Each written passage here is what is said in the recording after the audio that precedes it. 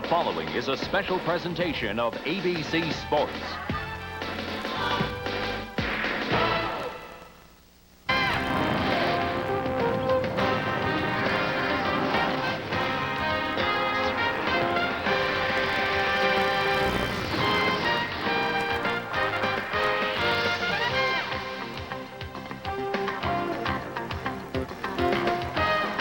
Birmingham closes in on the World League playoffs. The magic number for the Fire is down to 1. And for the Skyhawks of Raleigh, Durham, their theme song is, "You Can't Lose Them All." But there's a team down in Tampa Bay that begs to differ.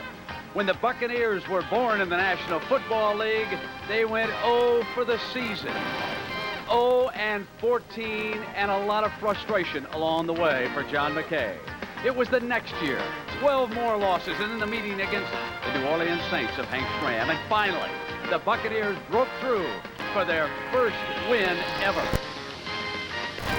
Now, the Raleigh-Durham Skyhawks would like to snap their losing streak in the World League before it gets anywhere close to 26.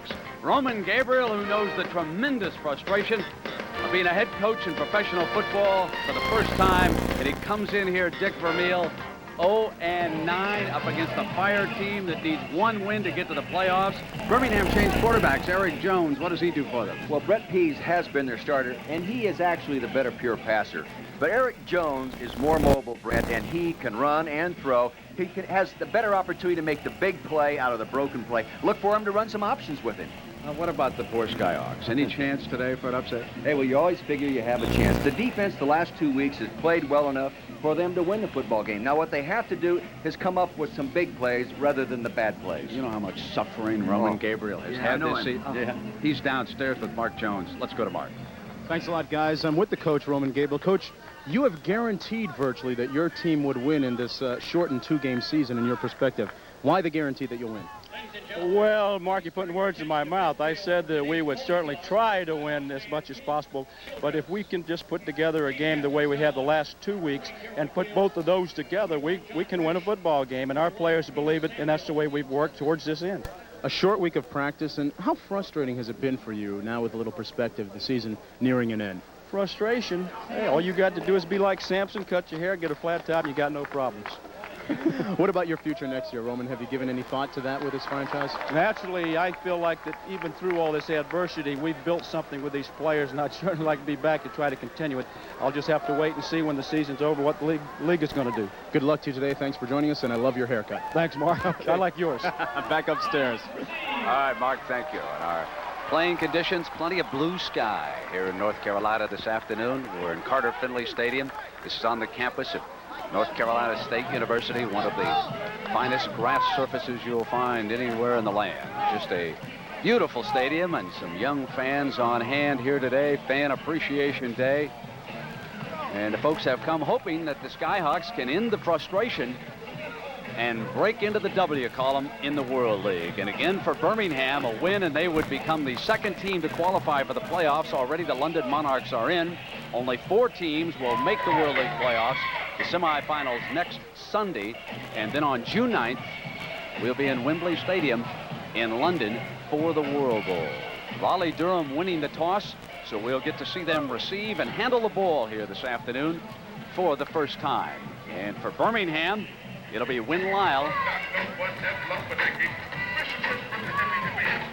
Check that it is going to be their punter who kicks off for them, Kirk Maggio.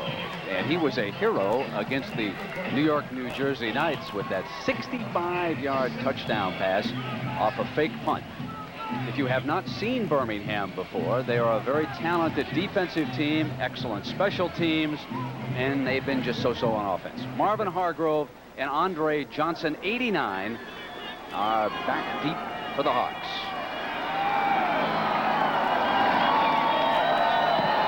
Underway, Raleigh-Durham. Johnson, 10, 15, little seam out to the 25-yard line, and a penalty flag comes flying, and I do mean flying. He threw that yellow kerchief about 20 yards. Must have a boulder inside that hanky.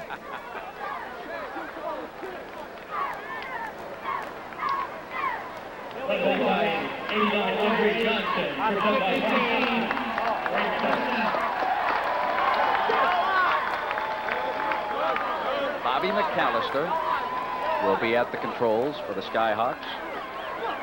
Behind him this afternoon, John Birch and Bryn Lowry, and the two running backs, number 80 and number 84, Hargrove and Hines, very talented wide receivers. You know, these two receivers, if they were on a winning football team, would be candidates for all league. They really have some talent, Brent. Hines goes out to the left of McAllister. Hargrove down here to the right. Lowry is the lone running back. It's a tackle over formation, very unusual formation. Lowry behind the extra blocking force on that side. Tell us about this formation and what they're trying to get out of it. Well, they take two tackles and put them side to side, the tight end the other way, and they want to run the ball up behind those two great big guys and force the defense to move over to that side, Brent. Now two running backs, John Birch and Lowry in the game, 21 and 30. Lowry is the back directly behind McAllister. Sending the tight end in motion. They run Lowry away from it, and a fine defensive play by McGowan. The offensive line, which broke down a little bit on that play. Stallings, Myers, Wolf, the only player to have started each of the games in the line for the Skyhawks. Kuipers, Hinkie, Sprinkles is the tight end. But that time, they let through Paul McGowan, the very talented linebacker, out of Florida State, and it's 3rd and 9.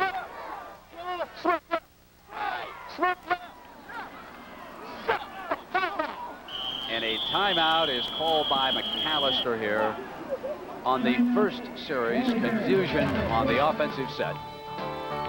We'll take a break and come back. The World League of American Football. Brought to you by A1 Steak Sauce. A1, it's how steak is done. By Honda, #1 in import owner loyalty for 14 years. Test drive a Honda at your local dealer today. By Kentucky Fried Chicken, nobody's cooking like today's KFC. And by Delta Airlines, we love to fly, and it shows. Well, Dick Vermeil, 3rd and 9, and when a team is 0-9, you wouldn't think that they'd be very successful on the 3rd down either. Well, they've only been converting 28% of these situations, so that shows you why they're a low-scoring offense. You have to put 3rd downs back to back to back to get into that end zone, and they haven't done it.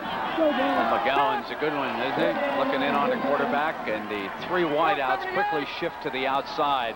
They load out there, Sprinkles the tight end. Now they throw a 4th wide receiver in motion. Overload to the left.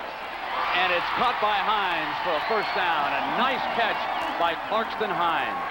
See, what they did is they loaded up 4 wide receivers to one side of the field, and you'll see this from the end zone. Just a regular drop back pass. There's 4 wide receivers to the right side of your screen. Now he's waiting for the delay pattern to come underneath. There he is, right? And Clarkston Hines did a nice job of getting up on top. Here are the wide receivers as lined up. See, you have 3 coming out, a man in motion. Now see him coming underneath the zone. They stretch the zone with 3 people. Well executed. On 1st down with Lowry back in, he'll run the draw play, and there's an opening on the right. Dick, they seem to have him a little bit off balance. That's a 10-yard burst by Lowry. Well, see, the defensive coaches, Gene Smith, the coordinator, was really concerned about Raleigh because they have nothing to lose, and they come out and use all these variation formations, and it takes a while to find out what they're doing and allow your defense to get zeroed in. Like a boxer here trying to hold off a early flurry and then regroup. That's right. Yeah, good analogy. So Johnson's off to the right, along with Hargrove. Hines is off to the left. Lowry, the running back, and McAllister to throw on 1st and 10. He has Clarkston Hines. And Hines has another 1st down. Wow, they make it look easy here. They were in that tackle over formation again. Now, that should not help them throw that pass complete, but it does confuse people up in front in regard to alignment, assignment, and pass rush responsibility. Birch checks in, giving them 2 running backs. The 1st down is inside the Birmingham 25. Birmingham can still win if they lose, but for that to happen, San Antonio would have to lose tonight too, so they want to do it themselves. And this one is not starting out the way they had planned. Off a fake handoff, McAllister over the middle, all alone is Sprinkles, who fumbles. goes. Birmingham has recovered. It is Oliver, number 59, who scoops it up, and there is that big play defense again for the Birmingham Fire. Johnny Holland may not be very big at 5'10", 180, but he created that turnover with a very good hit. Play action pass, and they actually throw the ball to the tight end here. Sprinkles, number 85, who was the man in motion. They're throwing it. Here he is, right on the money. Now watch Holland, 21. Boom, get his helmet right on the ball. Not a big guy, as we said, but he forced that ball loose. And if Raleigh's going to win, they can't do those things. So Birmingham, reeling on the opening series, takes over on the fumble recovery. What a downer it is for Roman Gabriel's young men. They'll have a first down coming out from their own 16. Will the Birmingham Fire? Chance to look at Eric Jones, and he'll toss to Harris on 1st and 10, and Harris is met by Gerald Mack, 29. Let's take a look at this offense. Behind Eric Jones, who was a collegiate star at Vanderbilt, 1 touchdown and 6 interceptions. He'd like to improve that. He brings a little up-tempo to this attack. Kenny Bell, 41, Steve Avery, 42, Willie Boyer, 88. Nice for us to see him playing. Stacy Mobley, 83, after we saw Boyer take that whack over in Frankfurt. Bell and Avery are in that backfield, and they are split. Here for Eric Jones. Jones bobbled the snap. Now he backs out inside the 5 to set the screen to Bell, and beautifully read defensively by Wilkinson. Penalty flag is down at the 16-yard line. You can't read that screen any better than Wilkinson did. Must have been in man-to-man coverage and sat there and froze with him as he sat there. Then when he went to the screen, he just went and took him. There's that mishandle on that center snap right here. Let's see it. They got the snap right. It went right up between his hands. What happened on that, Anderson, number 50, released the football before contact with the quarterback's hands, and he threw it up in there. Anderson, the first offensive lineman drafted by Birmingham. He's out of Iowa. I think he's considered their best offensive lineman, most consistent, most productive. We got another ineligible receiver downfield. This league has set a new standard for that. There is Anderson and the rest of the line. Mullen, Tanks, Iniguez, Schoenwolf, who's into the starting lineup, and Ross, a very talented tight end. Make it 2nd down and 11 here for Birmingham. Shotgun for Jones. Backs to the end zone, incomplete to Avery, and it wouldn't have gained much anyway. They were trying a middle screen. The old Dallas Cowboy play to Tony Dorsett. Trying the middle screen, read all the way. That turnover. I think the down marker was incorrect. That was 3rd, and here is 4th. The down marker was incorrect on the far side. Here comes somebody who I really think should have been all-world, Kirk Maggio. Well, he led the league in net punt with 35.7. That means you subtract the distance of the punt return to the punt, and he ends up being number 1. He booms it out of the end zone. He sends Hargrove back to the 37. Weaves his way back to the 48-yard line, where it'll be 1st and 10. Randy Cockrell made the stop for Birmingham. That was a 48-yard punt out of his end zone with a 9-yard return. Exciting words in sports. Gentlemen, start your answer. Watch the Indianapolis 500 live tomorrow on ABC Sports. And right after the Indy 500 on ABC tomorrow, the second challenge of the International Race of Champions. Tomorrow after the big one, the Indy 500. What a field they have got at Indianapolis. Dick, I know that you're a big auto racing buff. Any feeling about who might capture the 500 tomorrow? Well, I always go with the best equipment first, and that's Penske's equipment year in and year out. And with Fittipaldi in one of them, and the other guy sitting on the pole, that isn't too bad. Well, we've had a big defensive turnover by Birmingham. 2nd series here for Raleigh Durham. Lowry got the first call, and Bowick, along with Thorson, tackling for the Fire. Let's meet these fellas from Birmingham who have played so well. Boy, the folks down in Alabama got a couple of 2nd-team all-world leaguers here. Darrell Phillips, the nose man between Moore and McDaniels. Phillips really played well against the Knights, Dick Vermeil told me after he looked at the game tape there. So those are the 3 men up front. Now Now they face a 2nd and long. That Sprinkles, the tight end who fumbled. He's stepping off in motion. Oh, look at that ball batted back down by Maurice Oliver. He recovered that fumble. Here he is with another big play. I want to tell you right now, if I'm an NFL team looking for a big outside linebacker who can blitz, I just invite Oliver to come and have some snacks with me in July. I promise you, it wouldn't cost much money to get him to come there either. See, he comes delayed from the right-hand side of your screen, and that really makes it tough to picking up because people look at him initially as they pass that, Brent. He's not rushing.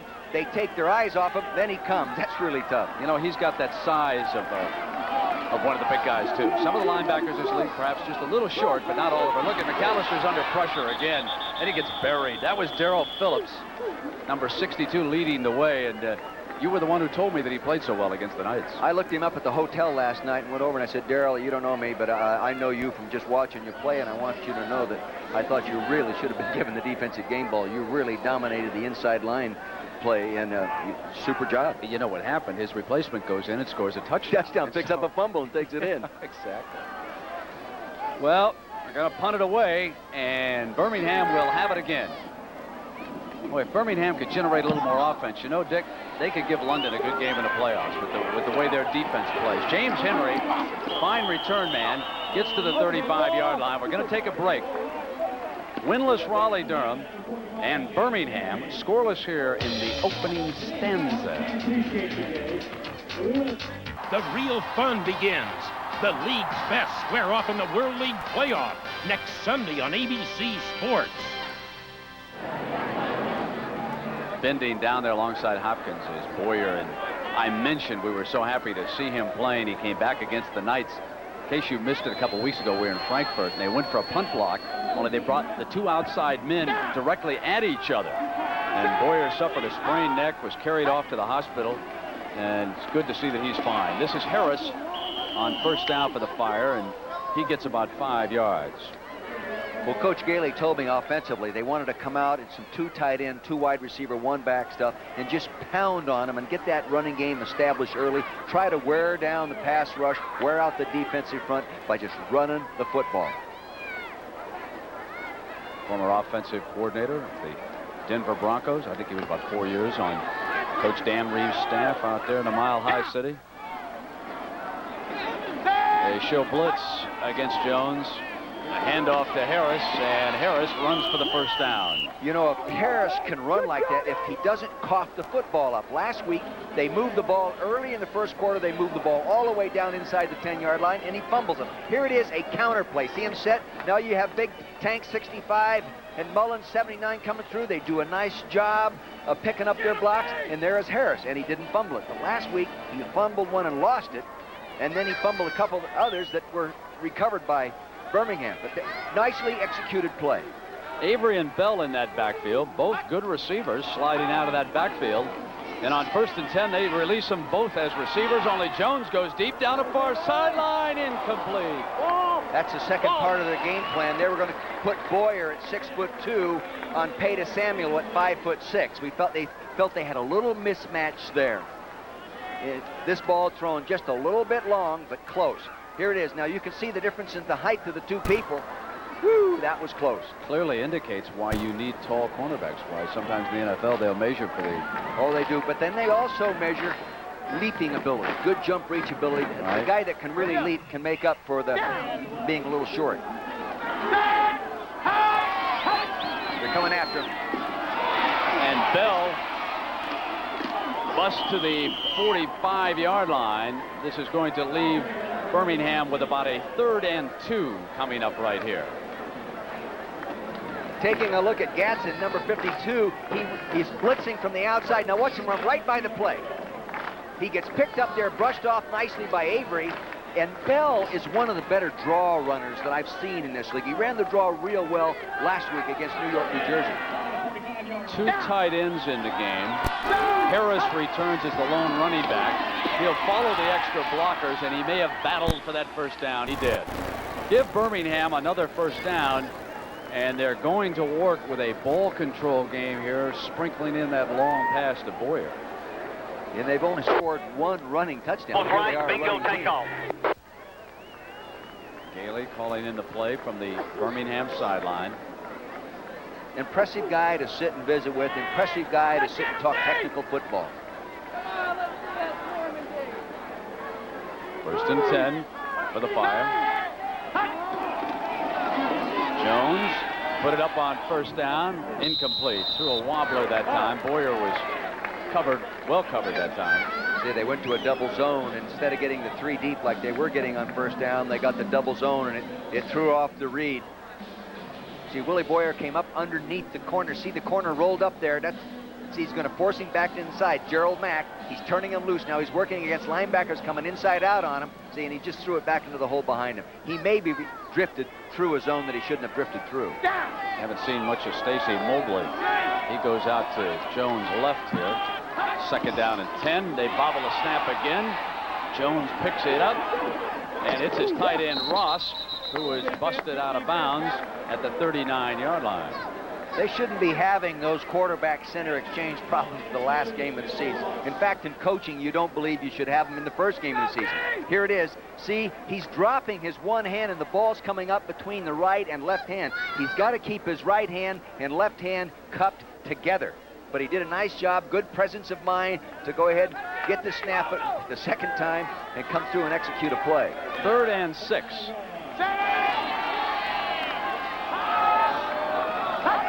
They're coming after. Jones in the shotgun, quickly throws to Avery for the 1st down. Good release under blitz pressure, and a flag is thrown, however, so hold on. You know, this week, last week, Eric Jones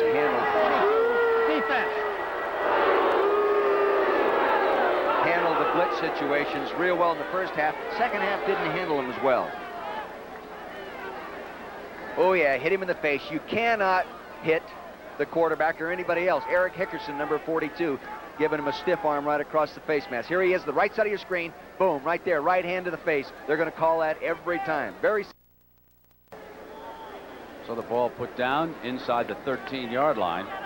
See, it's tough enough for a defensive team to stop an offensive team anyway, let alone give them 15 yards. Not on purpose, just not a good play. Bell and Avery, the 2 running backs. Avery, they have Bull for a yard or 2.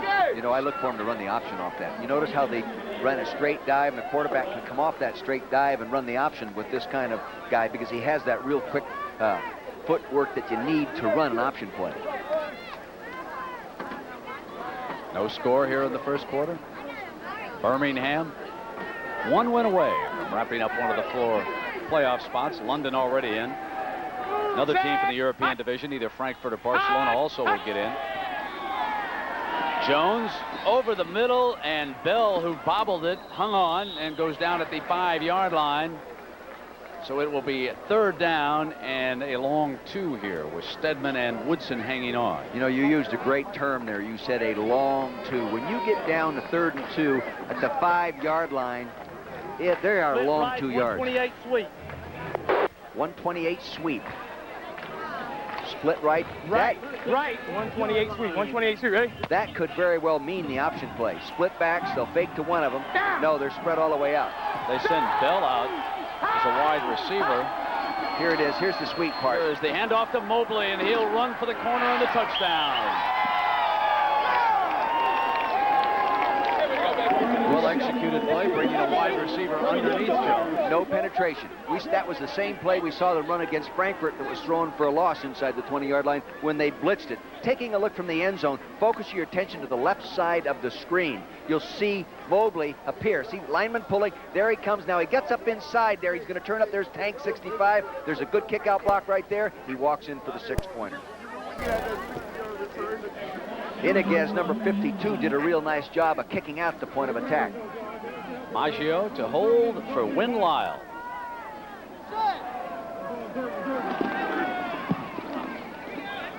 And Lyle adds the extra point as Birmingham takes a 7-point lead here on Raleigh Durham. Taking a look now, focus your attention on the offensive lineman. See 52 Iniguez. All right, Tank's number 65. He lost him at the left there, but you can see they did a real nice job of sealing the defense to the inside. No pursuit coming inside out. Well done. And the Fire strikes first.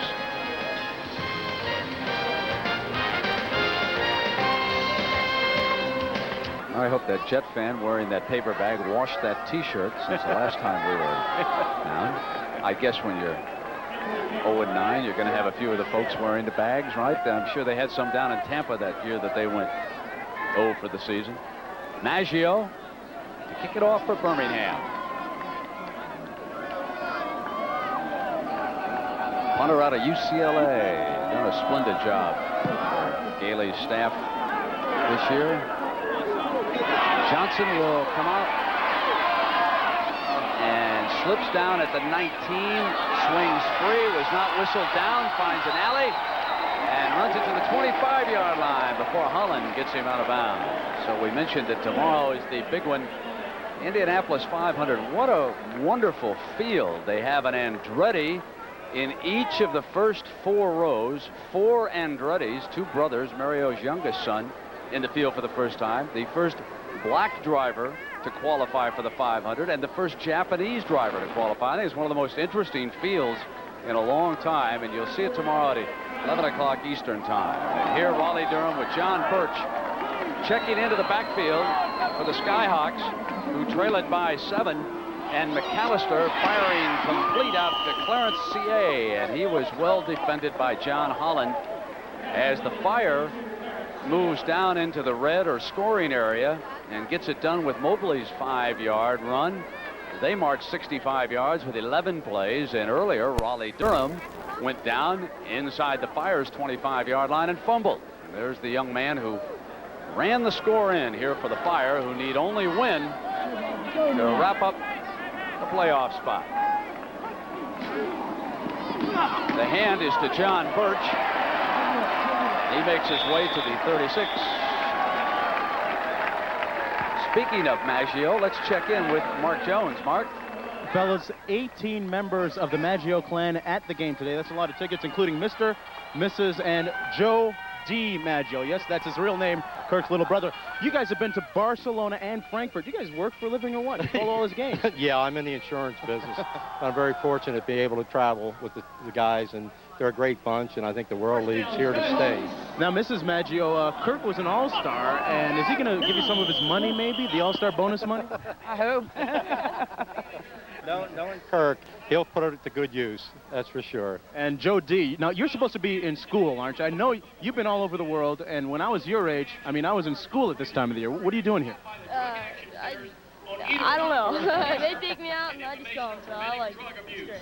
The Maggio clan, fellas, back upstairs. I tell you, Mark, that goes down as one of my all-time favorite names, Joe D. Maggio. Now, there's a mom and pop with a sense of humor, right? Yeah. We've got another World League game going on over in Europe. Frankfurt needs a win to get in, and Sacramento playing them tough.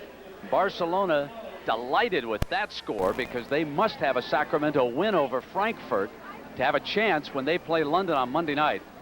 And folks, the crowd in Walled Stadium today in excess of 50,000 for that game. And on Monday night at Wembley for the Barcelona game, get this, 60,000 will be on hand in London's Wembley Stadium to see the unbeaten Monarchs in action against the Barcelona Dragons. Dick, there is no question that the league was a huge success over in Europe. Oh, yes, and you can just feel the enthusiasm of the people, and, I mean, they're in it. Yeah. Did you know it was lit? Here in the United States, it has not been accepted quite as readily, of course. But it's only the first year, right? And McAllister firing to Hargrove for the Skyhawks first down. Off now and give him one to the chops, too. You see that? It's the World League, folks. First and 10. Birch and Lowry are the running backs. This is Birch. Nice tackle there by number 51, Junior Jackson. Didn't he flash into that hole well? Yes, he alternates and plays in there. He's their #1 special teams player. A very good inside linebacker. And, in fact, Greg Smith says he is maybe the most intense player that he's ever coached. Hines, Hargrove, C.A. are the wide receivers. There's the final seconds tick off here in the opening quarter. McAllister. And it's intercepted. Picked off by Arthur Hunter, who ran in the first touchdown against the Knights on Monday night. He grabs another one. What a big play defense this is for Birmingham. See, that was a real flat, wide throw. They were sitting out there in the zone, He doesn't see him sitting out. Now, the ball will be thrown to your left of the screen. You'll see, in fact, that ball might have been tipped. It might have been tipped to make it wobble like that. Two guys sitting out there in a loose zone. He didn't read it properly. Interception. This is why, let's see, it might have been tipped. Raleigh Durham came into the ball game the third best team in taking the ball away. They were +8 turnovers. Steve Heitch tipped that ball. He did get a piece of it. He's got better eyes than either of us. He saw 2 seconds to go here. Who woke him up? Well, it's a late start today. Jones had Boyer open momentarily, overthrew him and out of bounds as the first quarter comes to an end. Birmingham needing a win to qualify for the playoffs, leads by 7, and we'll come back after word from our ABC station. There's a good Saturday afternoon for a little sunbathing here on the campus of North Carolina State. For that lineman down there, Brad Hinkey, he's got to be thinking, maybe if I'd have let my hair grow, I wouldn't have gotten hurt up there. He'll be back in the game. He's a tough guy. Oh, he is tough. Second down and 10 for Birmingham. They lead it by 7. Jones on a fake roll to the right, bootleg buys time, and then he hits his tight end, Ross. Thing of beauty, first down at the 13-yard line. Let's get down to Mark Jones. Mark? Yeah, I'm with Brad Hankey right now. Brad, I see a patch on your dome. What exactly happened in that altercation? Got hit with your own hat. Well, I stopped on the line. He didn't like it. He punched me. You know, I'm not going to take that from anyone. I punched him a few times, and my helmet fell off, but yeah, the game's still going on. There's plenty of time for that. What started it all? I think just the fact that he didn't like the fact that I got stoned him straight on the line. He couldn't get anywhere. You know, just getting a little frustrated. The gauntlet has been thrown down, guys. Doesn't like to be stoned. None of those defensive linemen like an offensive attack man to do that to him. Can't wait for that duel to be renewed. Plus, he's a defensive temperament guy because he's played defense at the University of Arizona. Came and played the National Football League as a defensive football player. Here he is being converted to an offensive player, and I think he's got a chance to be a good one. He's all dome. It's second down and 5 for Jones and the Fire. Here's Harris, stuffed. It'll be third down for the Fire. Ray Jackson and David Ammons. No sense in sitting and waiting defensively now. You better just come after him. And Birmingham was very concerned from an offensive standpoint what type of blitz package Raleigh would come up with, because they vary it each week, and they were really concerned about it. Third down. Here is that shotgun from which Birmingham struck with an inside handoff to a wide receiver. Avery this time is to Jones' left. They blitz against it. Jones tries to run, but he's tripped up by John Carter. Carter got a right hand out and tripped him up. He might have gone in. They brought a safety, I think, right up inside. Good blitz call by Doug Kay, the defensive coordinator. He came right up inside and actually grabbed the quarterback. And you'll see him flash right there in the middle. He's rushing now. He'll reach and he'll grab him there, and he tripped up with the penetration of the defense right there. He's a little bit upset. Hey, field goal time for Win Lyle. It's be about a 26-yarder. He's 2 for 3 from this distance. And the pride of Auburn. Flag nails 3, but there is a flag. Hold on. Penalty flag comes flying. That's Larry Nimmers, the referee today. Illegal formation on the offense. How do you have an illegal formation? Well, Too many men? They must not have had 7 men on the line of scrimmage. Sometimes your wingbacks, your tight ends, get back off the ball too far to sort of help form a cup. And that's probably what, yeah, you can see it right here that these ends, this end on this side is back off the football a little bit too much. So they're going to call that an illegal formation. You do that to help form the cup for your protection. I think he can kick a 31-yarder. Well, I'll tell you, each time. What a great place for a fake. You only lose 14% in efficiency moving it from inside the 30 to outside the 30. Let Maggio throw it.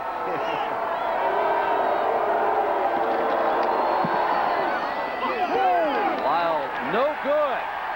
Oh, my. Big play, 3 points. That turnover, then they ended up getting nothing out of that turnover.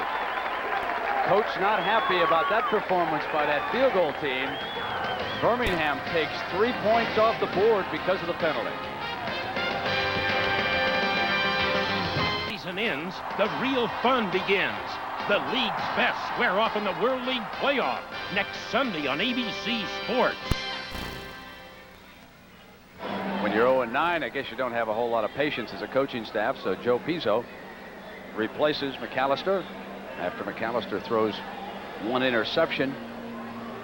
And our all-domer, Hinkie, returns to the war. He's out there to renew friendships with that defensive line.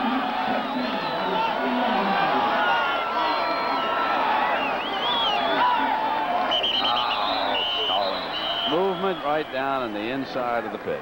You know, as a quarterback, when a guy does that, you want to walk right up in the back and kick him in the rear end. Offense. Repeat first down. That was Stallings. Yeah.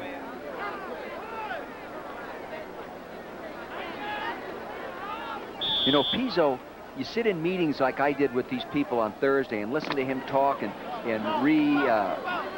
explain what's been explained by the coaches, and he really has a good feel for the game and a good understanding. They put both offensive tackles over on the left. They pull him through the right now, and Lowry makes his way to the 18-yard line before Pelham McDaniel brings him down. Here's big Hinkie, number 78, pulling. You'll see him right there. He's going to pull on around. Now, he doesn't have a lot of experience doing this, but you'll see if the running back would have stayed on his outside hip, there's a hole in there, but he cut back. He should have stayed on his hip, and don't dip until the defense forces you to. Second down, a long 11. Pizzo throws to the far side, high, but caught at the 30-yard line. That's a nice catch by Clarkston Hines.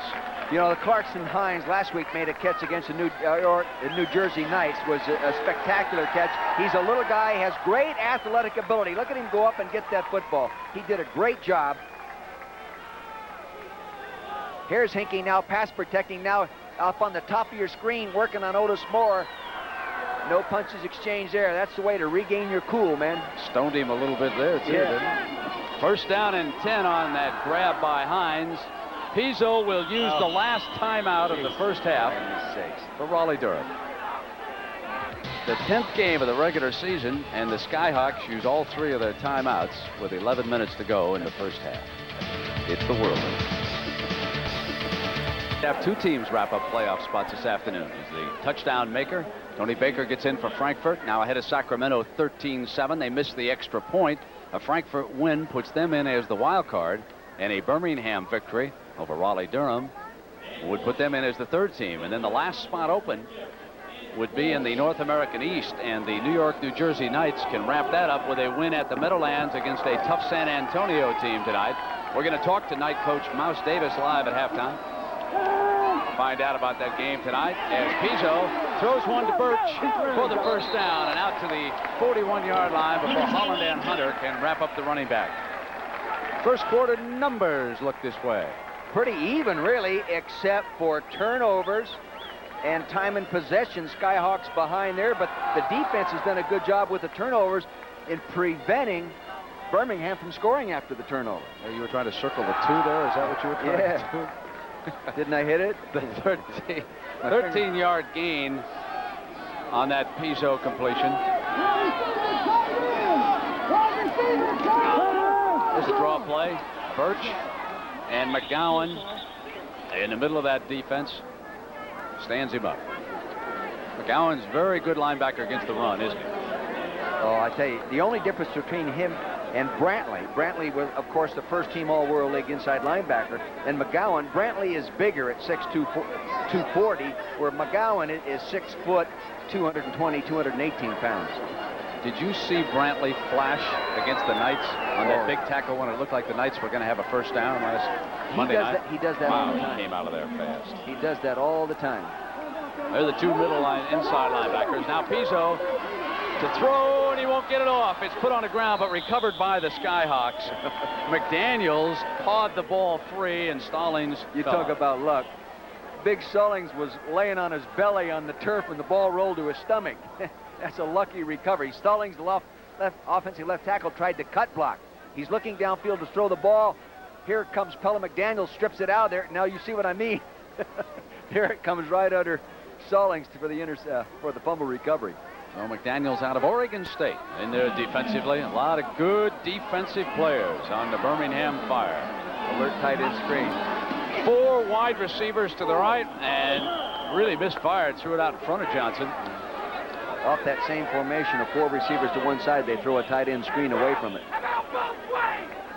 Who do you put in at quarterback now? Roman Gabriel.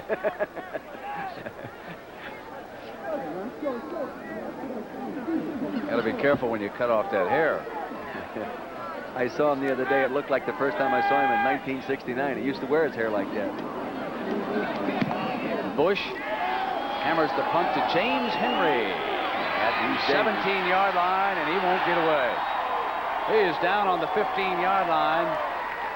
Kevin Sprinkles, number 85, had a big fumble early, but makes a nice tackle here.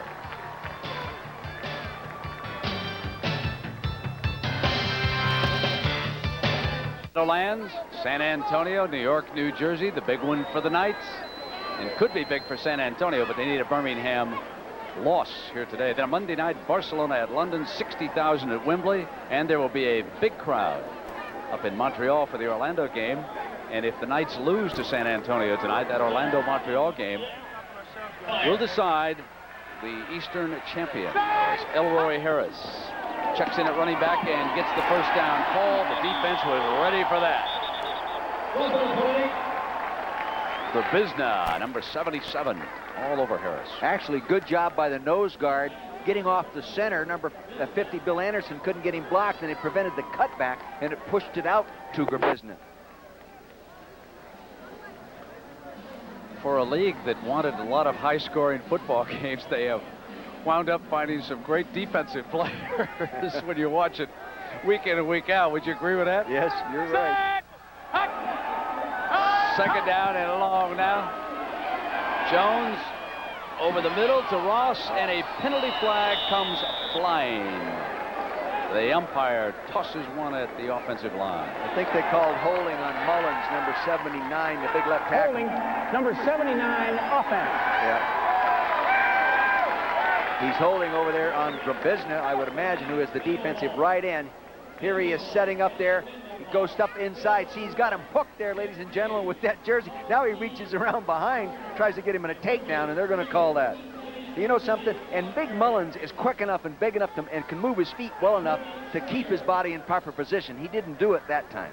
Last week, I thought he played the best game I've seen him play all year.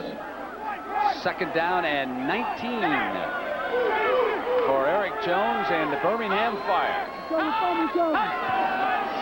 Got to be careful where they are. He gets it off, but it's jump ball time.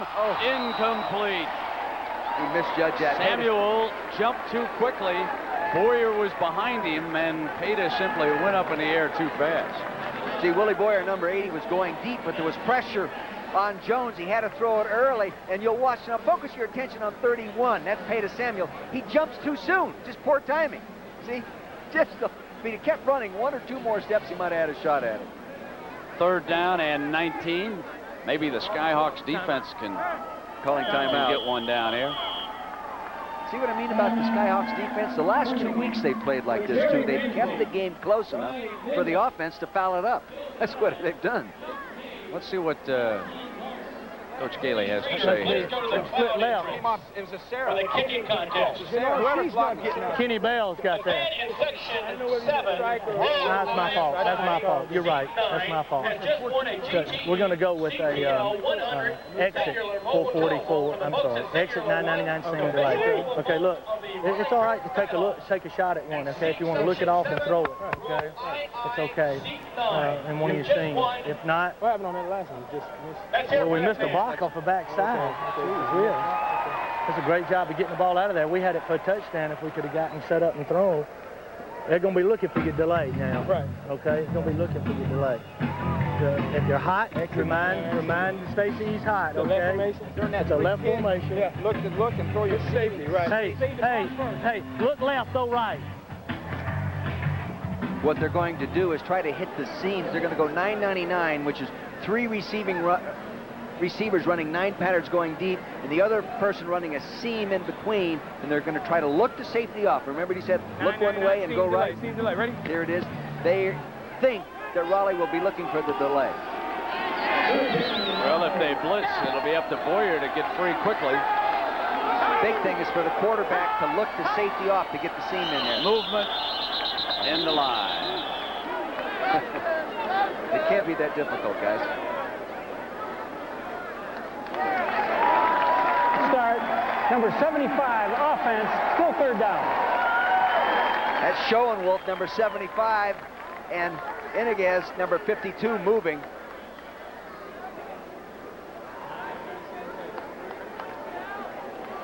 Ball put down near the 3-yard line.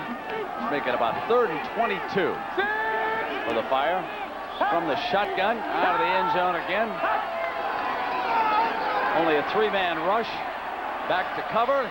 Down the middle of Mobley, incomplete. He threw that late. He threw that late. Now, he did a good job of holding the safety off by looking left before he came right, but he waited too long. He's got to get that much quicker.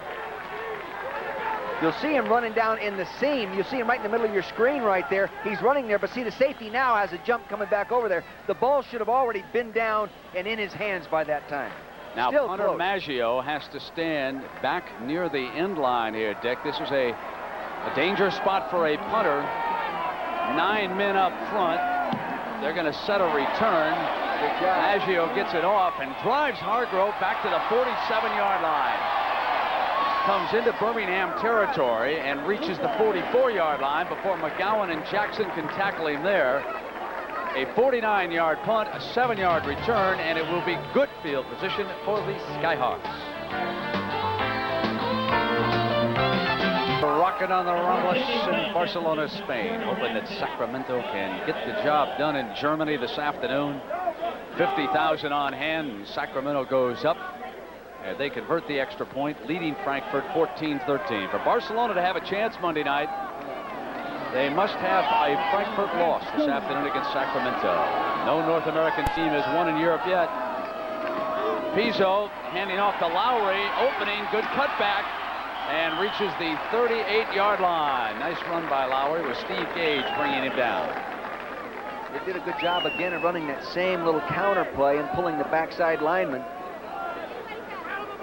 Also, Birmingham changed the defense and went to 4 rushmen rather than their 30 look with 3 down linemen. They're back to the 3-man up front now. Hargrove and Hines are the wide receivers. Birch and Lowry are the running backs. Tight end steps in motion. Pizzo rolls to the right. They're going to try to keep it. Nice tackle by Jackson. So today for the Skyhawks, they fumbled, punted, thrown an interception, and punted again. Longest drive is 6 plays. Well, you know, they just killed themselves in that initial drive of the game. They had a nice, well-executed drive going, putting the 6 plays together. On the 6th play, Sprinkles catches a nice pass, runs it down about the 7-8 yard line, and coughs it up when he got hit. That play didn't have much of a chance of getting them a first down, did it? No, it didn't. I think Jackson played that awfully well, number 51. He really has good inside-out quickness. And on 3rd and 7, Pizzo gets his time, goes to Hines, but he overthrew him. Miller was there along with Sanders defensively. Good protection, had the time that he needed to throw. Just couldn't get the ball to the receiver. So they waste an opportunity. Bump and run. See, he's got him outside now. That's Tracy Sanders tracing him all the way. He's being backed up by a safety. You see Fuller coming over there. So you can play aggressive short when you have that safety back. Yeah, Miller did a nice job of coming over, didn't he? He's a big play safety for him. Bush trying to drop one inside the 20, and the fair catch by Henry is at the 14-yard line. And let's go down to Mark Jones. Mark? Yeah, I'm with the Birmingham Fire punter, Kirk Maggio. Kirk, named to the 2nd team All-World League this week. How much money does that mean to you? That's $2,500. And what do you plan to do with the cash? I'm going to save it. You don't have to save all the money, you know, in this league. It's not as high as the NFL, so you got to hold on to that money. I spoke with your parents just a few moments ago. Any of that money going to subsidize them and they're traveling with you? They haven't missed any games. No, they haven't missed any games, but I don't know. I don't know if he needs to take my money from me, though. So, save your pennies, big guy. Thanks for joining us. Upstairs. Let's see, 18 tickets here today only cost about, what, $90. Discount day for the Maggio family, so they get a break on that. Jones rolling to the right. And throws to Mobley, and he just overthrew him. And again, against Samuel, they were able to get the wide receiver behind him a step. They used a little out and up move off the waggle action. He went to the sideline on the out move, then turned it up the sideline, just a little bit overthrown. Now, those balls are awfully hard to regain your rhythm in throwing that ball on time, and, because the receiver breaks the sprint downfield, Brent, and makes a move outside, then starts accelerating downfield again. It's a tough throw. 2nd down and 10. Birmingham leading by a touchdown. And on 2nd and 10, with good time, Jones threw high that time. He had his running back Bell wide open, and he simply overthrew him, sort of pushed the ball. They were attempting a three-way stretch of that, sending a wide receiver deep, 41 Bell in between a short receiver in that middle zone. It was there. All he had to do was complete it.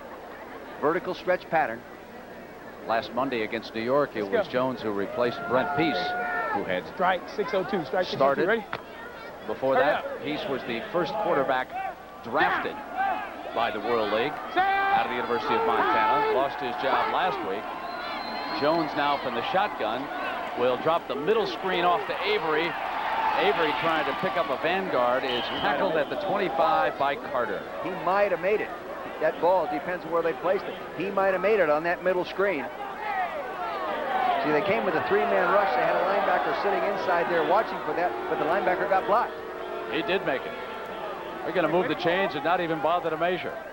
That got the job done. Is Brent Peace over there next to the coach, watching from the sideline. You know, Shan Gailey, the head coach, told me that Peace does a real good job of helping him with play selection on the sideline. He says he's very attentive, really studies the defense, and makes very good suggestions. 2 tight ends in the game now. Harris gets the call. Good defense. Great defense, first by 59, Woodson, who came across, and then Mack with run support from the cornerback position. Woodson actually has been as consistent a player as they have on defense all year, coming into the ballgame with 55 tackles. See, it's the counter play. It starts a little late, and you'll see Woodson coming from the backside and strips him down, and there's Mack, number 29, finishing him off. Coming down toward the 2-minute mark here, the first half. Anything you want me to ask Mouse Davis for you at halftime? Just say I was surprised to see him have so many problems offensively last week. Jones rolls out to the right and fires and gets it done to the 33-yard line. Raleigh Durham complaining that the ball was trapped by Phil Ross, but it's ruled a catch out there.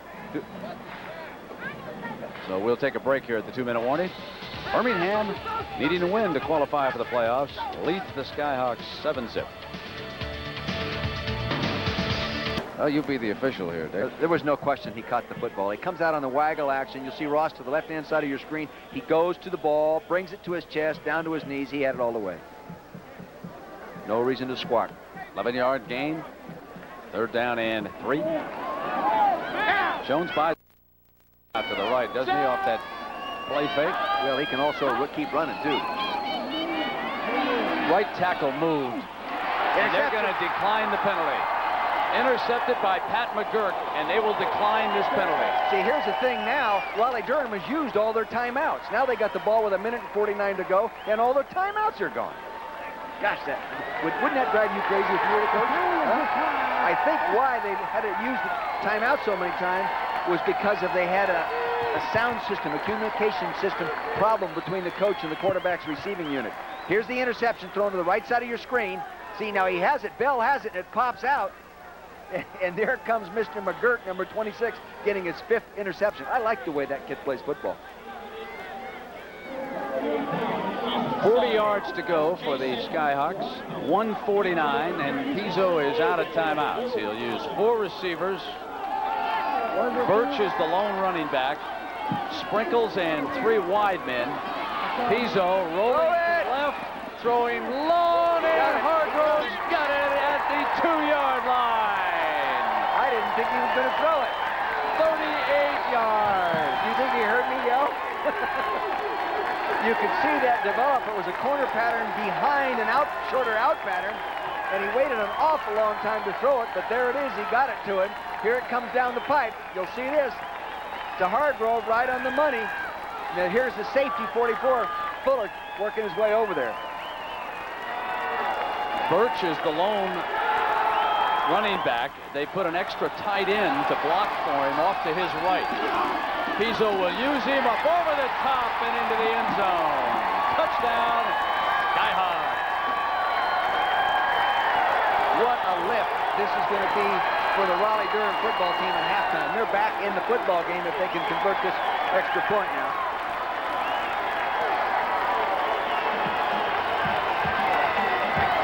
Just an isolation lead play. They have a running back going through to lead, try to clean up at the point of attack. Running back over the top. Lineman trying to keep the defensive lineman down. See, lead back up over the top. He gets a good lead. There he is. He's in there for the 6-pointer.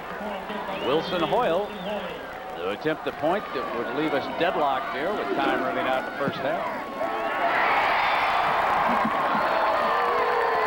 Raleigh Durham 7, Birmingham 7. And San Antonio fans applauding that, aren't they?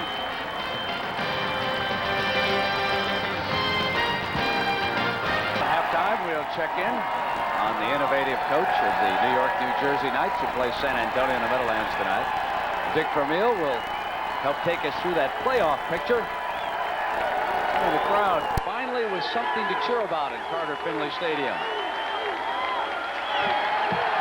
Hoyle with the onside kick.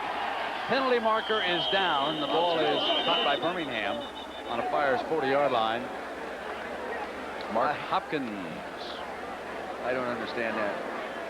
I wouldn't take a chance of giving them good field Offside, position. number 82 on the kicking team. They kick it over. No, I think Why kick it over? You can take it at the 40-yard line. Yeah, he has the choice. To go. You wouldn't want to do that. No. But see, you're 7-7, and it's a real positive thing. Now these guys have the ball on the 41-yard line. You maybe provided them with an opportunity to go in the locker room with something exciting happen to them. Absolutely. Don't get too smart. Well, let's see what young Eric Jones comes up with here out of the shotgun. Under pressure, dropped. Great rush by Grabizna, number 77. He came around the corner on Big Mullins. Looks a little lazy out there, not working his feet. That was just a hard rush. Coming around the left side of your screen now, you'll see 77, Erwin Grabizna, honor student in electrical engineering. Got a lot more going for him than rushing the passer, but here he is. Second down and 10. Down. Bell, running back, split way out to the right. He's a good pass receiver. They're coming after him. They picked it up. Intercepted! Intercepted by the Skyhawks. McGurk again. And McGurk goes to the 20. That kid's a player.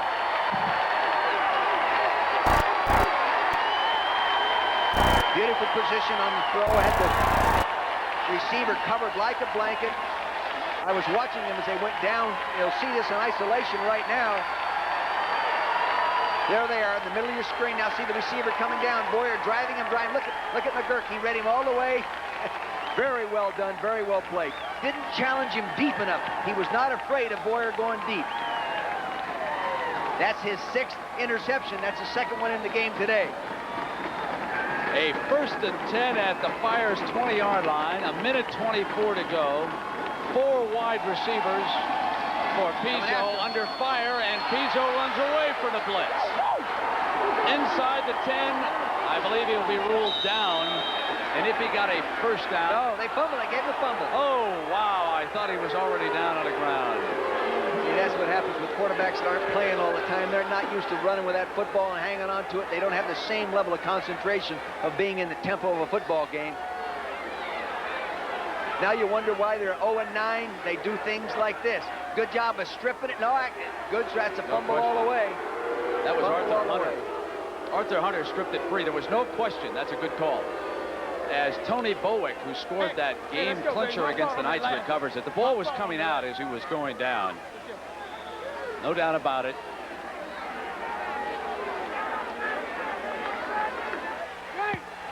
Split left. Another chance. Slips away. 123 now for Jones and the Fire.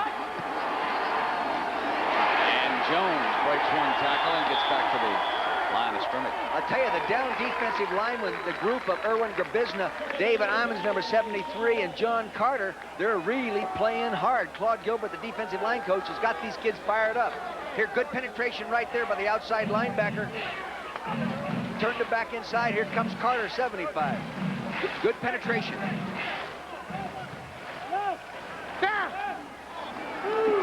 Second down.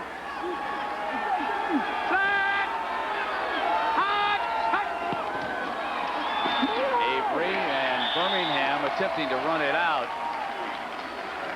See, now Raleigh can't even stop the clock to give himself time after they receive the punt, if they get him stopped here, to have some time to take a shot at getting a field goal.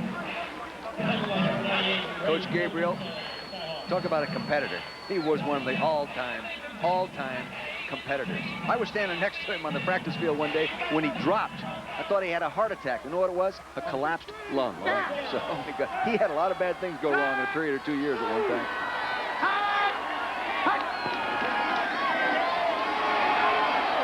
Content to go into the locker room tied at 7. Birmingham needs a win to make the playoffs. If Raleigh-Durham wins, then San Antonio very much alive tonight against New York, New Jersey. We're going to come back and talk to Mouse Davis right after this message from the World League and a word from our ABC stations. American football is orchestrated by the beat of an international rhythm.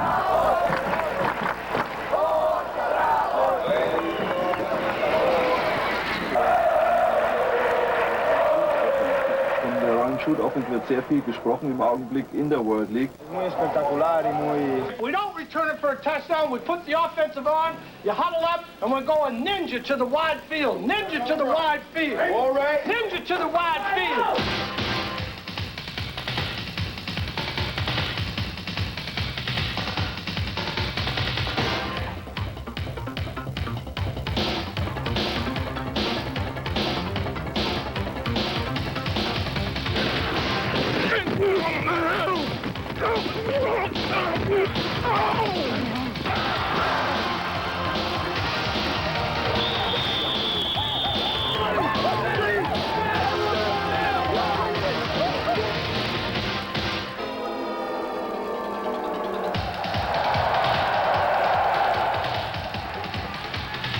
Here's Bell with a Statue of Liberty handoff to Mitchell. Mitchell fumbles. Now Mitchell's going to throw a pass. He's got a man wide open. He's got a 10-5 touchdown. The World League of American Football.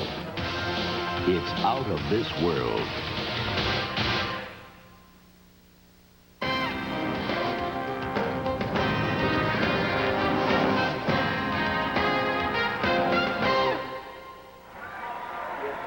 We approach playoff time in the World League, and here at halftime in Raleigh-Durham, it is Birmingham 7, Raleigh-Durham 7. And a very interested party watching this is the head coach of the New York, New Jersey Knights, Mouse Davis. He is live up in New Jersey, getting ready for tonight's game at the Meadowlands with the always tough San Antonio Riders.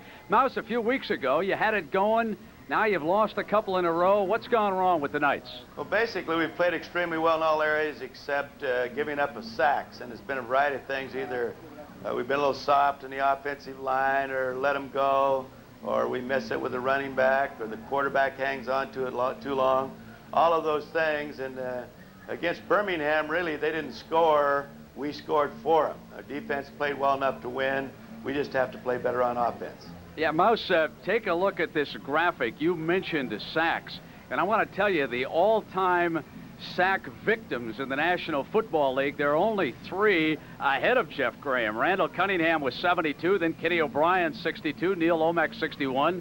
Those came in 16-game seasons, and my question is, can Graham hold up to this kind of punishment? How is he physically? Well, really, the sacks themselves haven't been all that vicious. They've been kind of collapsed, where they haven't been the decleaters.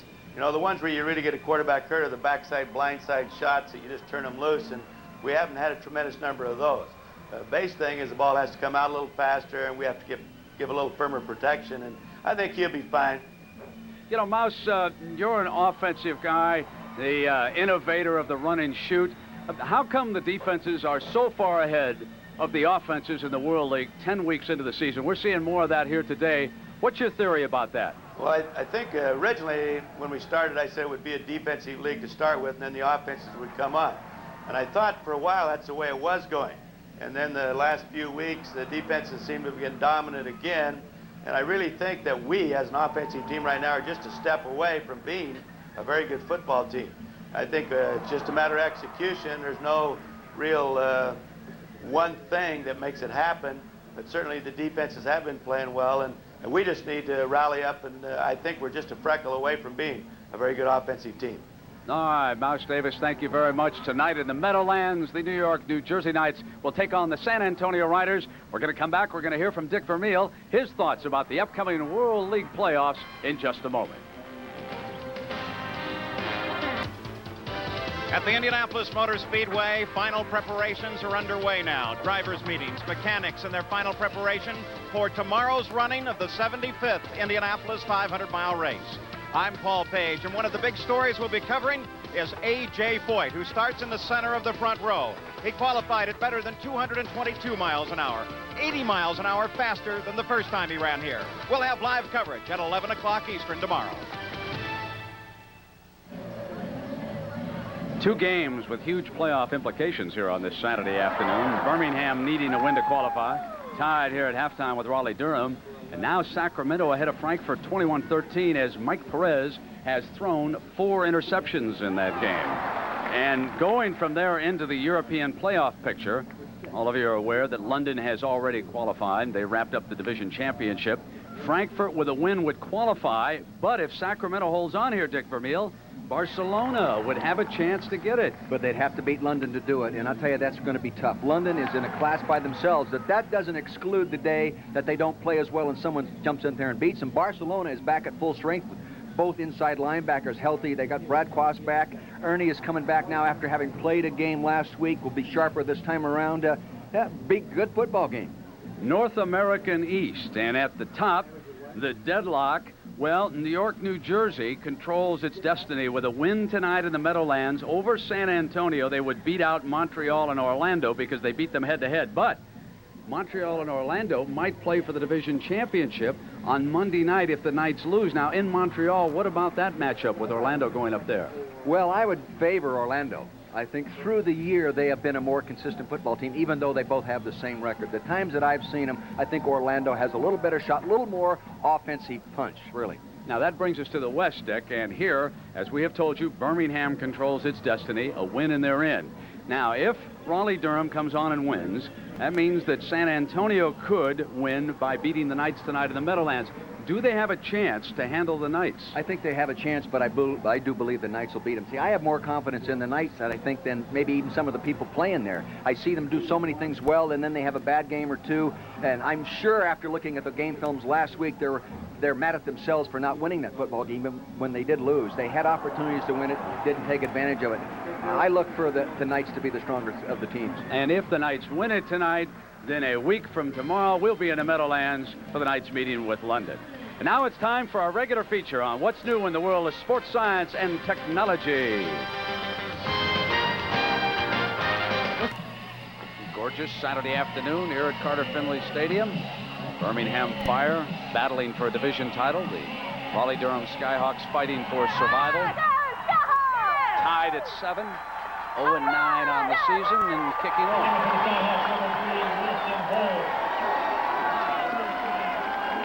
So Birmingham will get the first crack at it here. Ball is kicked along the ground, and a linebacker, Chad Thorson, fields it. And a lot of questions about this Raleigh-Durham franchise. With owner George Shin is Mark Jones. Let's go to Mark. I'm with the owner right now. George, last week you said, maybe out of frustration, that you wanted to sell this team. Do you still feel that way? No, Mark. Obviously, the day that I made those comments, we were getting beat pretty badly, and we had rain that night, and we only had about 4,000 people, so I was discouraged. I'm not used to that, and it was a situation that I was down, but I believe in the World League. I believe in Mike Lynn. I believe in this community, and I think this is a good market. Will this team be in Raleigh-Durham next year? Yes, sir, it will be.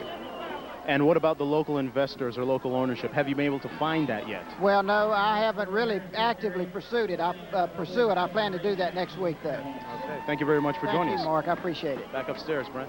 Hi, Mark. Thanks for helping get some clarification for that story, which broke earlier in the week.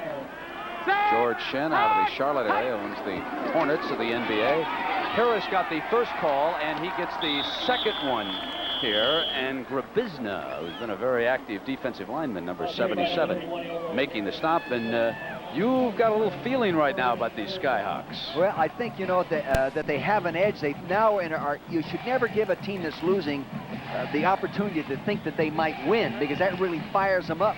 But I see Birmingham come out. They've run 2 plays. During the interview, they made a first and 10-yard run. They appear to be a little more intense. Second down and 9, and Bell getting the handoff, breaks away from Gadsden, and then Gadsden helps hold on and bring him down on the 49. One we want to keep you updated on. This could be a monster. Frankfurt had reeled off 5 straight victories going into this game, was 1 win away.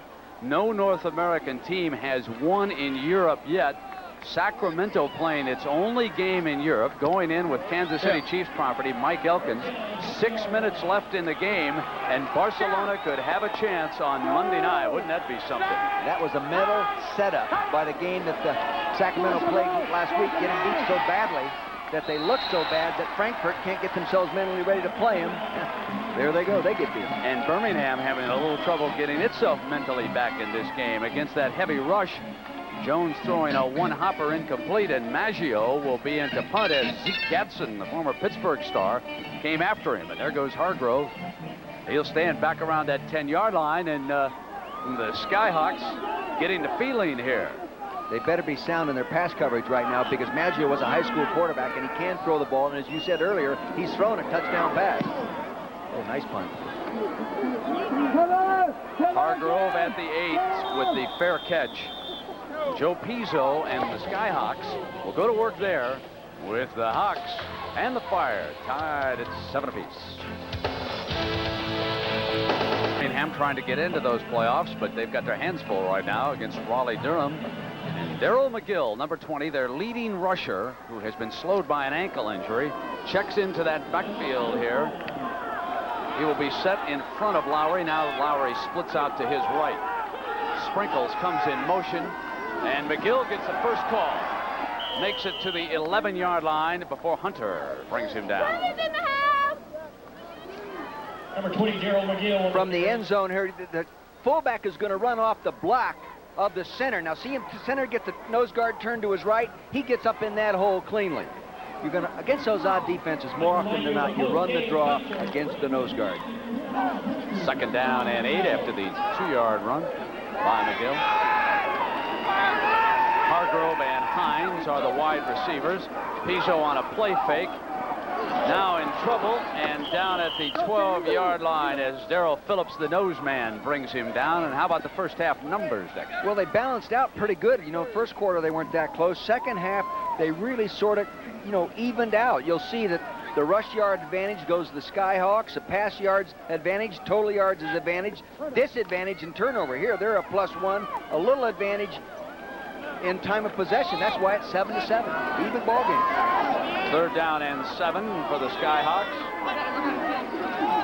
Pizzo straight back under pressure, drops off the screen now to Lowry. And Lowry tripped up at the 15-yard line by Hunter. That Hunter's all over the place. Boy, they got good safeties on this Birmingham team. These two safeties as a pair are as good as any pair we've seen all year. They're consistent. Each week you see them play, they come up with the big plays. Both of them have pass interceptions returned for touchdowns. They make key, tough tackles like that in situations.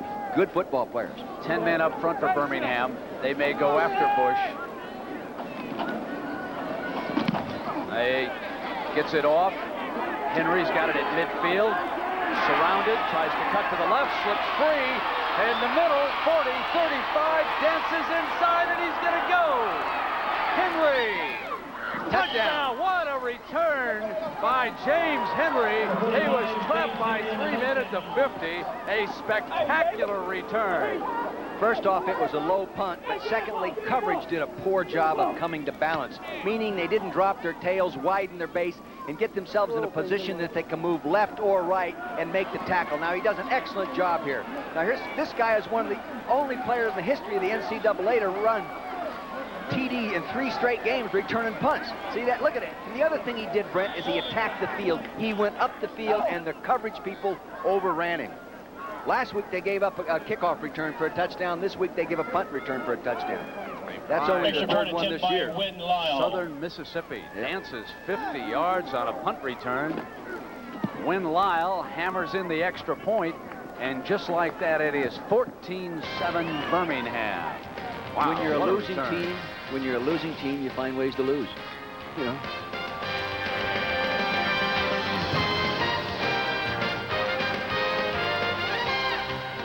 Had some zaniness this season. Hard telling what's in store when the World League playoffs get underway. 2 games and then the World Bowl on June 9th, 1 Eastern time. We go back to Sunday, a week from tomorrow, and if the Knights win tonight, it will be the Knights and the London Monarchs. But the San Antonio Riders have something to say about that, and there is a young man who just gave Birmingham a leg up. You know, he had a 73-yarder that didn't score earlier in the year. He's also had one that was called back. A mechanical engineer, smart young man. Well, he engineered that drive. Yes, he did. By himself. 1 play. 50 yards. Wow. That's as pretty a return as we've seen in this league. Best one I've seen this year. Most individual effort. Maggio kicks it off. And the Skyhawks will put it in play. Hargrove continued to battle out to the 30-yard line. Let's take a look at that brilliant run by James Henry of Southern Mississippi. You see, he starts in one direction, gets the pursuit to come that way. They're all standing up straight. Poor tackle effort right there. People overrun him right there. There's more defenders behind him than in front of him. Poor tackle right there. Poor tackling, poor coverage, not a real good punt. Touchdown. And ladies and gentlemen, coming into this game, there were 232 attempts at return a punt. Only 2 of them have scored a touchdown. You just saw your 3rd one. I know James Shelton of Montreal had one of 1st and 10 for the Skyhawks. Defense and special teams. That's what has moved Birmingham to within. There's a defensive effort by Oliver as he tipped that pass by Pizzo. So 2 of the big 3 getting it done for the Fire down Birmingham way. See, get back, set. Now, it's penetration. He got his hands up in good rhythm with the quarterback throw. Again, that's Oliver. Every time we've done a ball game involving Birmingham, we end up mentioning Oliver's name a number of times. He's always around the ball, and of course they use him. They send him after the quarterback. 2nd and 10. Bowick, the nose man for the Fire. Pizzo hit by Oliver on the release. My God. Got it off and complete, but defended by Hike, the linebacker on the left side. But watch Oliver's pressure here. Oliver ought to give that guy a bonus. He didn't even try to block him. Guy comes over in motion. Now watch, Sprinkles right there. He's going to let it go. You go hit the quarterback. It's all right. Criminy sakes. Boy, did that upset you. I like when Pizzo sees that on film, he's going to go and bop that guy one. He puts his left hand out, so stop. Brantley, Bowick, Moore, and Hike get down, and it's a 4-man rush for the Fire against Pizzo. Throws high and incomplete, intended for Hines. They've got to throw the ball in front of some of those zone coverages and let people catch the ball and run up underneath. They have small, quick little receivers. They can do that kind of thing.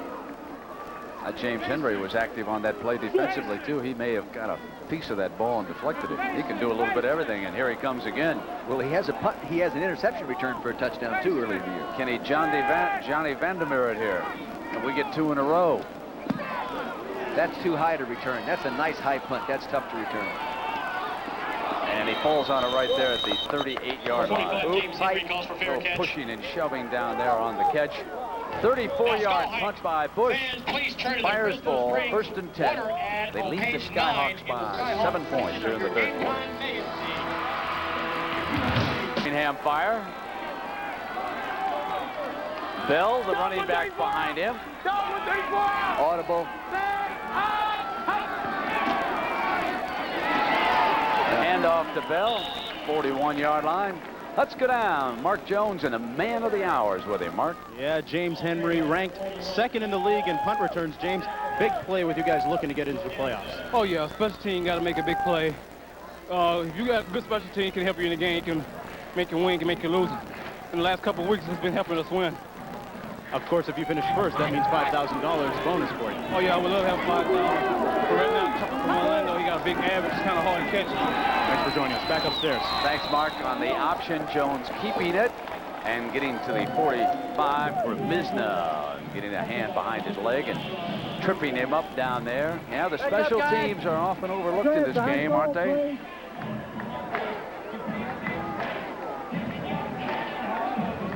Here's John Carter with the mouth guard in a position that can't help him. I really believe in those mouth guards. They can prevent the concussion more than anything, more than just protecting the teeth. Yeah, the American Dental Society believes in them too, don't they? Yes, they do. There's that inside handoff. He's They got a scored a corner. touchdown, and Mobley gets around the right side to the 45 and out of bounds at the 40-yard line. That was McFadder who got him out of bounds, but not before he gained 15 yards and a first down for the Fire.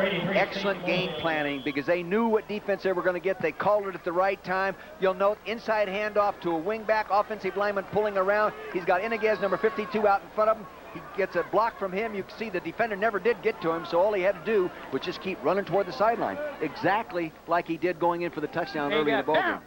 Now Mobley goes off to Jones's left here on 1st and 10. Boyer is to his right. Counter And gap. Harris, who checked in, ran the counter gap to the 38-yard line. A gain of a pair. Again, that was John Carter coming down from the backside to make that play. I think the defensive linemen in the last 3 weeks have played much better. And you talk to Claude Humphrey, their defensive line coach, about him, and he says they really are starting to take pride in their play. Even though they get beat, they're taking pride in their individual performance to the defense and contribution to the defense, and they're playing hard. And of course, if he said if they didn't play hard, they'd have to take him on one-on-one. Second down. Jones with plenty of time.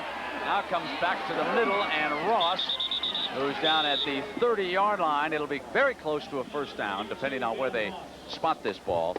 First down. He wanted to go outside wide left to Stacy Mobley, but the defense had rolled up over there, meaning a corner came up and played him tight and was being backed up by a safety. So they had 2 and 1. Fortunately, he had time. He came back to the inside of the offensive formation, inside the defense, and attacked accordingly. Got the first down.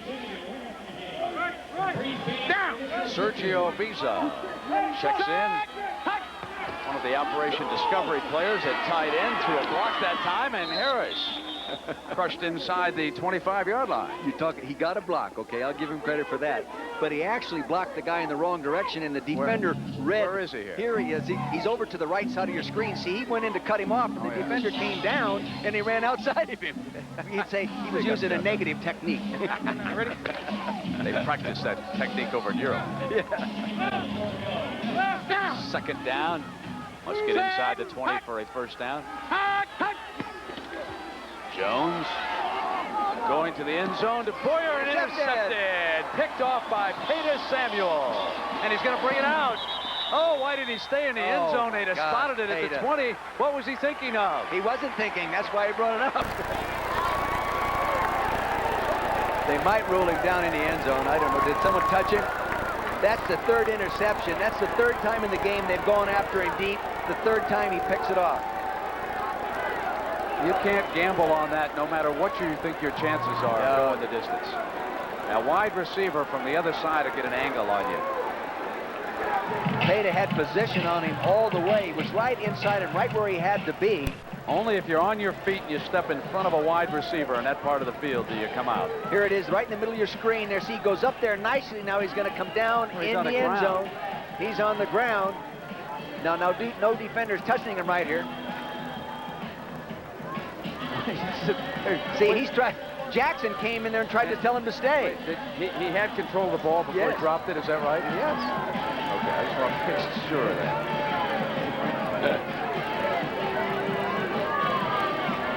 That's a mistake.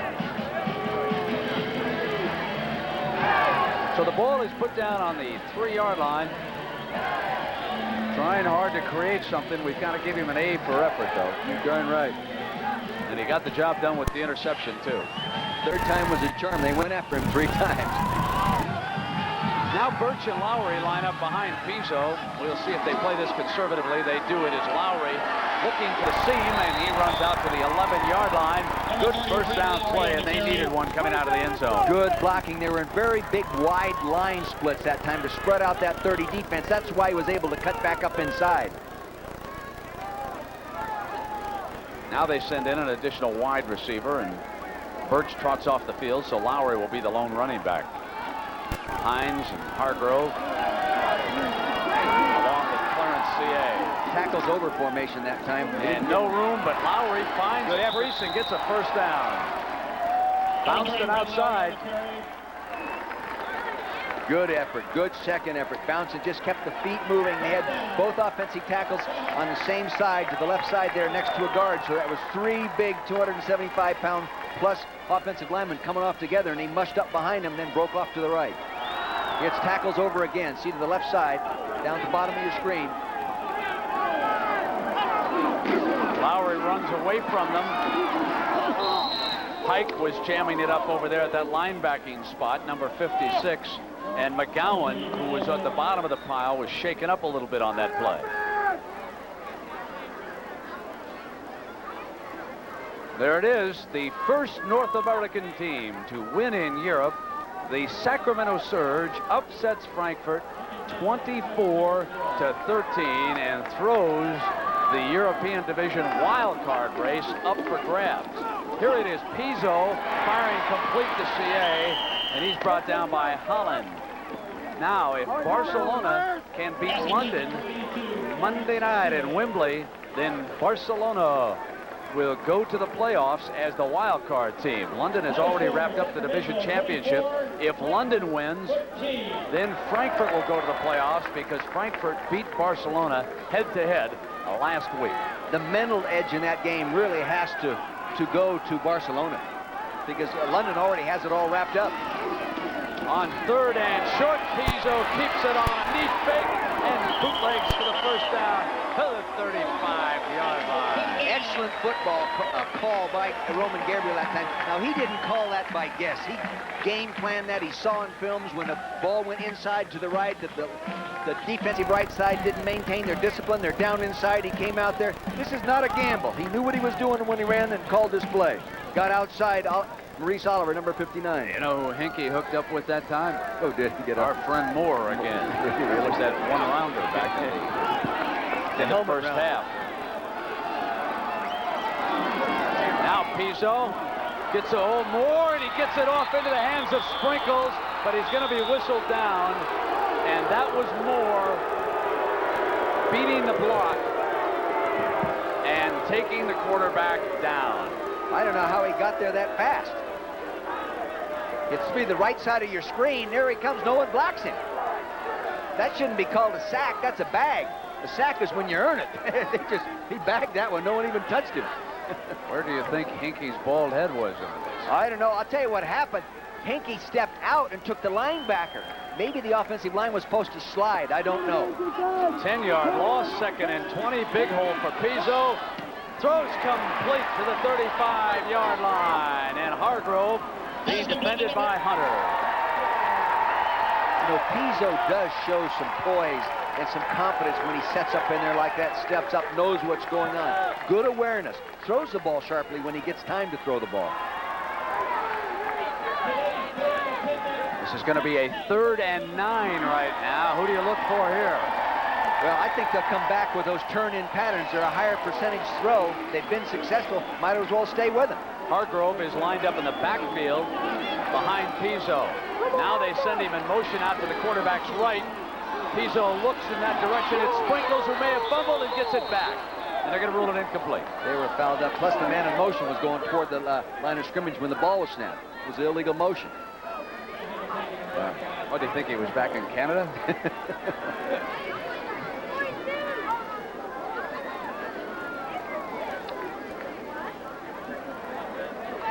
This is going to be an exciting. Every time they punt the ball to this young man, James Henry, you really start concentrating. He's been the difference in this game. Oh, it's really high. He won't return that. Push will make him fair catch again. at the 29-yard line. Birmingham 14, Raleigh Durham 7. A Fire win, and they're in. Dick Vermeil, I'm Brent Musburger. This is Carter Finley Stadium on the campus of North Carolina State. You're watching action from Week 10 in the World League. This, the Birmingham Fire. They went away from qualifying for one of the 4 playoff spots. London already in. Frankfurt upset today in Europe by Sacramento, the first North American team to win on that continent this year.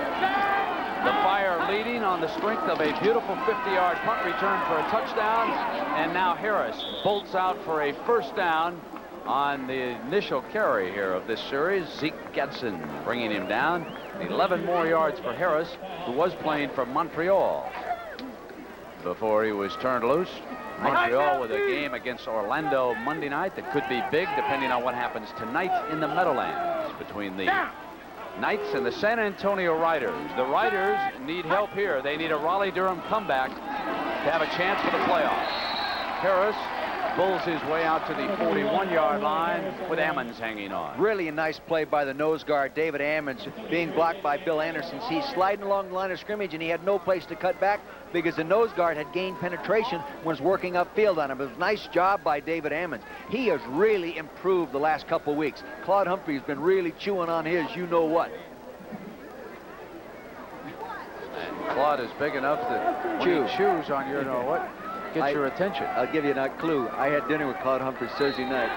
He ate a 32-ounce steak, and it took him about 5 minutes. Well, here's the difference. James Henry dancing free at midfield and returns a beauty.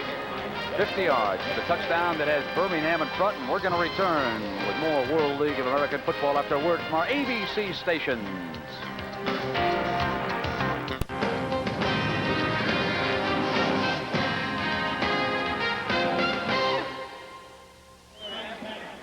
We get ready to start the final 15 minutes. The Fire leading the Skyhawks 14-7. A Fire win. They go to the playoffs. Our attendance today, 16,335. And to Dick Vermeil, what about this game so far? Well, it's just what we see on the scoreboard, 14-7. And it was the punt return, of course, it's obvious, 7-7. And that's how close it's been. But neither team stays with what's real good for fumble. Bell may have fumbled there, Dick. But, you know, neither team stays with what's been good for them long enough to get in the end zone. They move the ball and they stop and they go do something else and foul it up. He was down. Yeah! They're going to rule that he was down, and Birmingham keeps the ball. Bell doesn't cough that ball up very often out of Boston College. Gabe saying, I need a break. Let's take a look at right in the middle of your screen. They'll hand it off deep. He's got it tucked away nicely right there. Oh, Ezekiel Gatson, 52, stripped him. The ball's out now. Can't see where. Oh, there it is, right there. Timeout. Just behind the field house.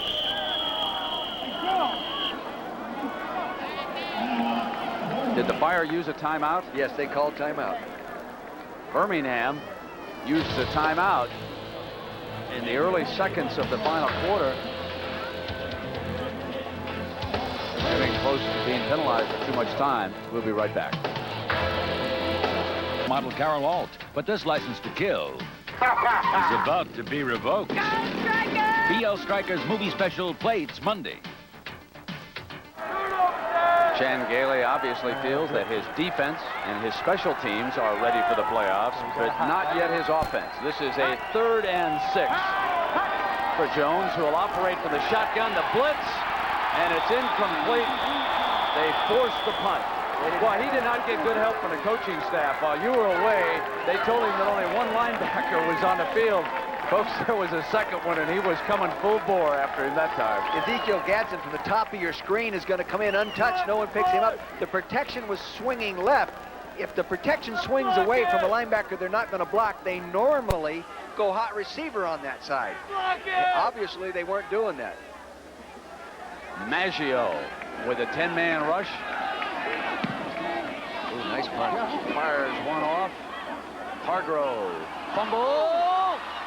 Loose ball at the 13. That ball hit him in the face mask. I wonder if he had sun problem. That ball hit him in the face mask. The Fire may have pounced on it. You bet. First down, Birmingham, and there's another special team play. That's a major turnover. You know, a few weeks ago when we did the Raleigh-Durham game, Hargrove fumbled 2 punts that day. Had a bad day, but I think the ball hits his face mask. Yes, it did. Boy, better check his contact lenses, or else he was looking into the sun. But he fumbled 2 3 weeks ago, and he hadn't fumbled any prior to that game. Now this is a face mask that San Antonio will not soon forget. That was right. Lead 6'11". Ready? San Antonio needing a win by Raleigh-Durham to have a chance tonight for the playoffs. A Fire victory, and they're in. They wrap up the North American West. Jones runs Harris on first down, trying to swing to the outside, and he pounds his way free to the end zone. Excellent. What a run by Harris. Touchdown, Birmingham. Individual effort. You know, losing teams find a way to lose. That's just like saying when winning teams are winning, they find a way to win them. They come up with the plays. Taking a look at that from the end zone, he didn't want to run to the right. He starts to his left. See that? No blocking, just reading draw. Now he gets up underneath the safety. Hendrickson, number 42, and then it's just effort all the way. Jackson's trying to get him down, number 47. He can't do it. Really strong running by Harris, 226 pounds. Here he is again. See, McFadder, 23, reaches for the hands. Padilla, Peta Samuel hits him, just bounced off him. Lyle set to attempt the extra point. He buried that one. Birmingham in control and headed for the World League playoffs, and Ozzie Smith never did it any better. Way to go. Eric Hickerson just blitzed his way up the top of your screen. You'll see him come. He penetrates too deep. Now the ball breaks up underneath him. Gets a nice block by Ross, number 52, on the safety. That's when the safety blitz kills you. He was too wide. Maggio keeping it low on the ground, fielded at the 21 by Sprinkles, and brought down by a nice hit. That was Stephen Avery who brought him down, and this has not been a spectacular offensive show, folks. We've had 6 turnovers. Birmingham has had some big plays, that punt return and that touchdown run you just saw. Now make it a total of 7 turnovers in the game. We've had 1 already in the 4th quarter. 21-7, Birmingham with a 2-touchdown lead. Hargrove steps in motion. Pizzo throws, and we almost had number 8. That was a wing and a prayer. He made a play-action fake and just threw that, hoping it'd be complete.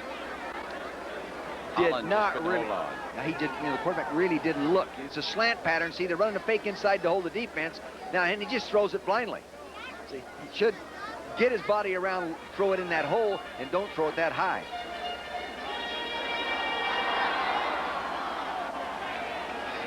Sprinkles behind the quarterback in motion.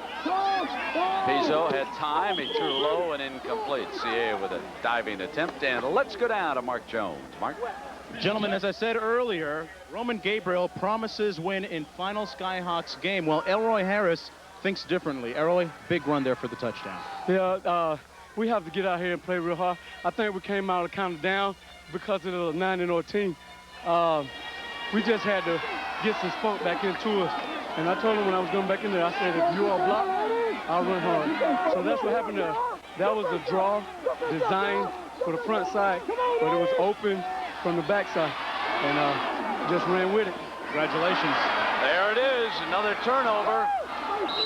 Picked off by James Henry, who's already returned 1 punt for a touchdown, and folks, maybe you can lose them all. They're working at it. They're working at it.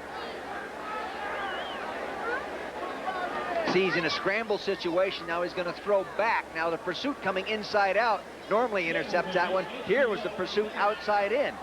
James Henry getting his 2nd interception. Pizzo took a pretty good lick on that, too. Watch him throw this ball. McDaniels was after him. Oh, he didn't get hit that bad. He just a little love tap. 1st and 10 for Birmingham at the 28. The injured player being tended to. You know, he has a broken cheekbone. I'm sure that's not what's wrong, and he's playing with it. Well, the Skyhawks headed for 0 for the season, 0-10. Here are some of the worst records in professional sports history. We've already talked about Tampa Bay, and they lost 12 more in 77 before they won. In the National Hockey League, Washington in 74-75 won only 8 times and lost 67. The A's, when they were in Philadelphia early on in the century, lost 117 games. What is it with Philadelphia, folks? You were broadcasting those games. 73 losses. Yeah, 72-73. Pizzo, what a long season it has been for the players on this team. 1st and 10. Here is Bell. Dick, let me ask you about San Antonio tonight. Birmingham wins and eliminates them. Does that make it easier for the Knights because the Riders will have lost the incentive? I think you gain a little edge. Or will the Riders be very relaxed? No, I think you gain an edge in this game, especially when teams are pretty even, like they are in this league. If you can find a way to get a mental edge, it's an advantage. And that would be an advantage, I think, to New York. That won't mean the kids won't play hard, but it just takes a little off it. Now Jones throwing incomplete. Well, the starting quarterback was McAllister. After he throws an interception, he was taken out and replaced by Pizzo. And now with Pizzo injured, we expect to see McAllister re-enter the game down by a couple of touchdowns. I want to tell you something about McAllister. It doesn't mean that that he's going to get it done or there's going to be any great fireworks, but he is the kind of young man, and always was up at Michigan State, who might make something happen. He's what I call a busted play quarterback. When everything breaks down, he sometimes can get it done. Quarterback draw. Penalty flag comes flying. He can do that too, Brent, as you've said. Last week, he had a drive going, got him down. Offense. Repeat 3rd down. In a position to score and throws the interception on 1st down. So that's, you know, coaches lose confidence in him. Here's the quarterback draw. Setting up, you see Innikas right now, number 52. See that left hand out there holding on to the jersey? Oh, they called it on Anderson. Well, they could have called it on either guy. Third down and 9. What's your feeling about Eric Jones as the quarterback for Chan Gailey? Well, what they're trying to do with him, obviously they don't have a lot of confidence in his ability to throw the ball across the middle and come in patterns, turn ins, and square in and post patterns, because everything they've been throwing has gone to the out or deep. Not a, you know, a picture passer, but a mobile athlete. This is suddenly a lot more than 3rd and 9. They have taken this ball back to the 47 for 3rd and 34. That must have been the most blatant holding call in the history of football. You know, Raleigh Durham has turned it over 5 times, and Birmingham's only got 1 touchdown. So they tacked on the unsportsmanlike conduct to the holding penalty for 25 yards in penalties. Jones rolling to the right, has all afternoon, fires and picked off on that far side, but out of bounds. That was Mack defending it over there, so Birmingham keeps possession. That was a design rollout where you start straight back and then dash to the sideline and try to stretch the defense there. He really wanted to go deeper. Now here he is, 3rd and 34. You don't want to throw any high-risk pass. Maybe you want to throw a screen or run a draw and hang on to your lead and don't turn it over. Well, Hargrove has been taken out, and Johnson replaces him as the return man after Hargrove's fumble allowed Birmingham to score its 3rd touchdown. And Johnson wisely lets that one go into the end zone. 47-yard punt by Maggio. He and Chris Moore, certainly the cream of the punting crop in the World League this year. We'll be right back. Ham close to qualifying for those World League playoffs, 21-7.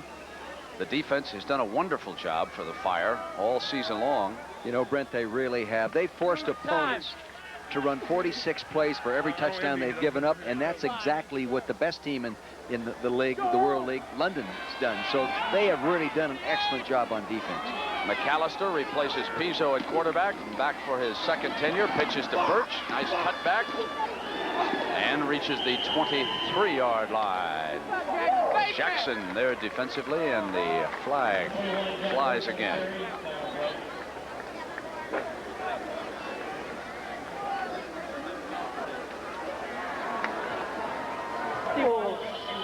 Face mask, number 51, defense, 5 yards, second down. First down. The head linesman, Jack Pitkus, out of Chicago with that call. Long-time official in the Chicago area. Here's Jackson in the middle of your screen coming in and see he's got this hand right around. Actually, I guess it's his right hand on around and got. Remember, you don't have to have the face mask, but you have your fingers inside that helmet. It's the same call.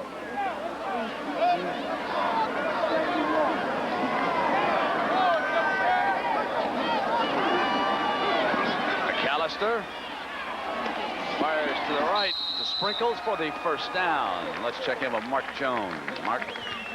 Joe, I guess it would be an understatement. I'm with the quarterback, Joe Pizzo. Joe, an understatement to say that this has been a terribly disappointing season. Doesn't look like you're going to notch that win today.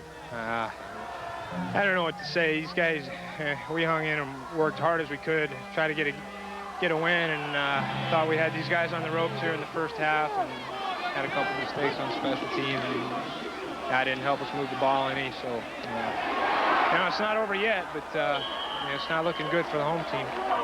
Thanks a lot for joining us, Joe. Mark, thank you. That was Hines with the reception and another first down as McAllister moves them to 2 quick first downs. 9 minutes to go. Certainly plenty of time if, and that's become huge with this Skyhawk team. Now they're coming up with 4 down linemen rushmen. They drop the outside linebackers and go with 2 inside defensive tackles and rush 4. Changes up their coverage. They get a little more heat on the quarterback this way. They flush Middle is open, and McAllister will take off. Brought down by McDaniels from behind, but not before he got another first down for the Skyhawks. See, they gain a little edge with that kind of movement in there. And he does have the strong arm. He can throw that ball on a rope 30 yards right down the middle. They did not give him the first down, just short of it. So he's got a free one here if he wants to go up top. He does not. Lowry will get the first down.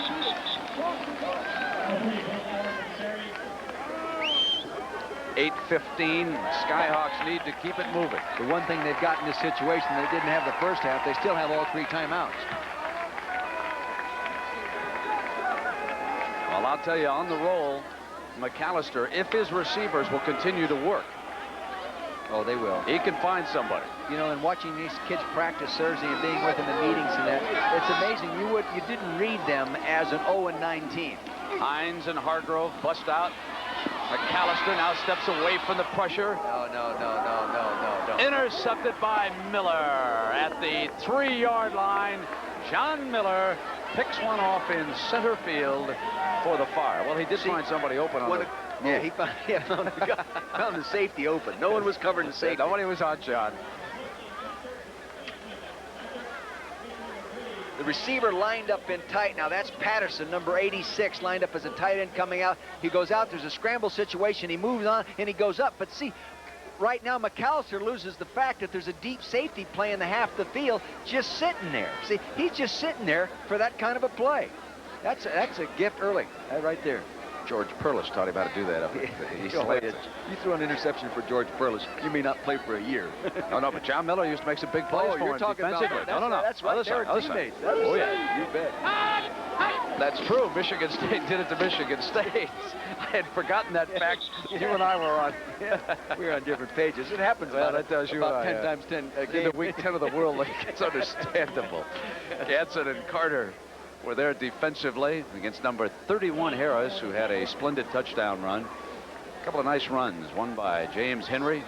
How many turnovers have we had in this game now? A total of 8, I believe. Mr. George Hill, our rapid-fire stats man, 9, he tells me. I don't want to shortchange the boys in the turnover department. Ooh, good play. There's enough solid kids on this Raleigh-Durham team. There's the graphic. 8, 9 turnovers. Oh. Normally, you know how I can tell you're really a football fan. You're really into the game. Yeah. Here it is. It's 21-7. They've turned it over 6 times.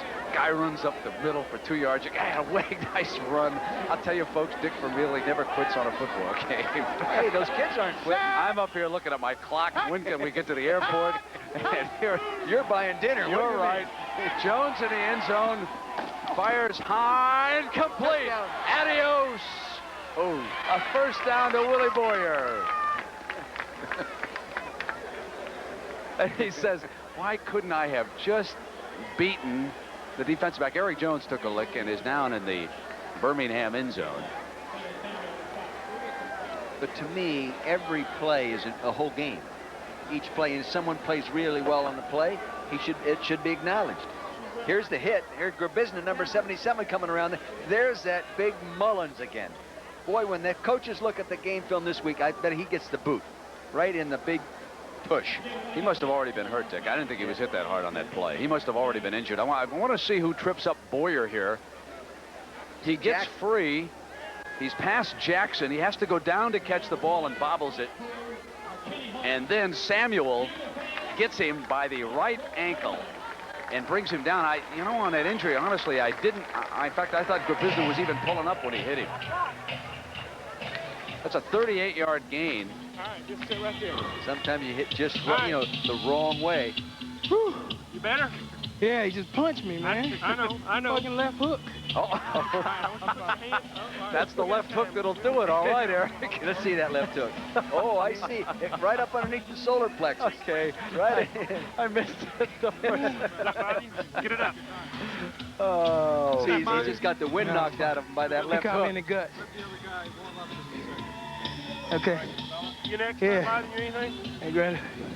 Did Right you get you under here. there? Yeah. Under there or in the chest? Yeah, no, it's right up under here. Okay. Here I was letting Grabizna off the hook, and he threw a left hook. That's Mike Roberts, the trainer. Man, I thought I was dying. Yeah. Strange feeling, isn't it? Woo. Well, next time that happens, make sure you get your hands above your head right away. All right? Okay. Even though you don't want to. Right. Okay. Okay. Let's see if we can get up. Hey, I've got a question for you. What does that do? Put your hands over your head. You're knocked. I mean, you can't do anything but double up, put your hands over your head. Now watch Grabizna comes in there. He really didn't deliberately throw a left hook in there, but he caught him just right in the solar plexus there, and it really hurt. Yeah. He tried to left hook me in the stomach, man. I ain't getting nothing. Fine. Get a glass of water and go to the jail. This puts Brent Peace back in the ball game. Comes into the game. He's going to tell him, watch out for that left hook. Well, we've experienced some things this year that I've never experienced in the television coverage of football so far. Especially from the audio side. They got that right. Oh, mercy. 6 minutes now. Brent Peace hands the ball off. Running. And Bell busts down to the Skyhawks 47-yard line. You know, you can see why he was the 2-time MVP special teams player at Denver. You know, he is a good football player. They've used him as a wide receiver. He runs the draw as well as anybody in the league. Picks his hole real nice. That time he's running the counter gap. 8-yard gain. With just a little more offense, you'd give this team a shot against any London. kind of offense. True. They don't fire out offensively, I got to tell you. Here's Harris. He had one good run. This is another one. He said, if you block him, I'd run. That He's time, 35. You know what happened that time?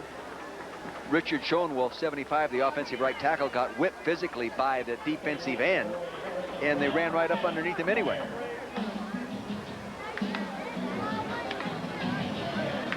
Schoenwolf is from Penn State. He's played defense his career in college, and he's switching over to offense right now, and they really believe a year from now he will be their best offensive lineman.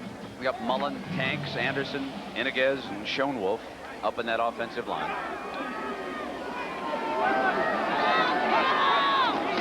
Brent Peace, now the quarterback, and Harris into the 30-yard line.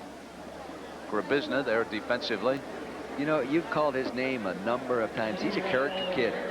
Like we said earlier, an honor student in electrical engineering. And we know he's got a pretty good left hook. Yeah, we know he has a good left. But, you know, he was an All-American at a little college, Western Reserve, both in football and track. Pretty good hammer and discus thrower, from what I understand. That didn't look like a smoking Joe Frazier left hook to me. I'm sorry. If he saw that, he wouldn't want it to be called a left hook. You got that right. 2nd and 5. And here's Bell. Maybe to the 28, 27-yard line. Final 4 minutes. Birmingham headed to the playoffs.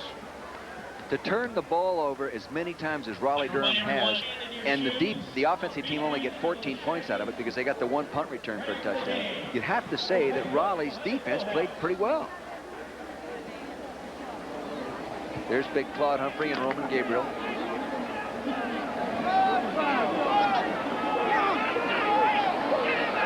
They have 5 down defensive linemen in there right now. He's on a throw fake. Fires complete for the first down. He threaded the needle to Ross. Puts it down. Skyhawks ball. Still alive at the 19. Gerald Mack, number 29, gives the crowd perhaps its final cheer of the season here. Special teams are so critical. If they hadn't given him the 2 bad plays in the special teams, the punt return and the fumble punt, right now you get the ball with 3:20. You're really fired up because you only need 1 big play to get right back in it. Here's the turnover. Well, Birmingham has created more plays with its special teams and defense than even London this year. Well, they came into the game +8 in turnovers, and today they've got to be about +5, I'd say.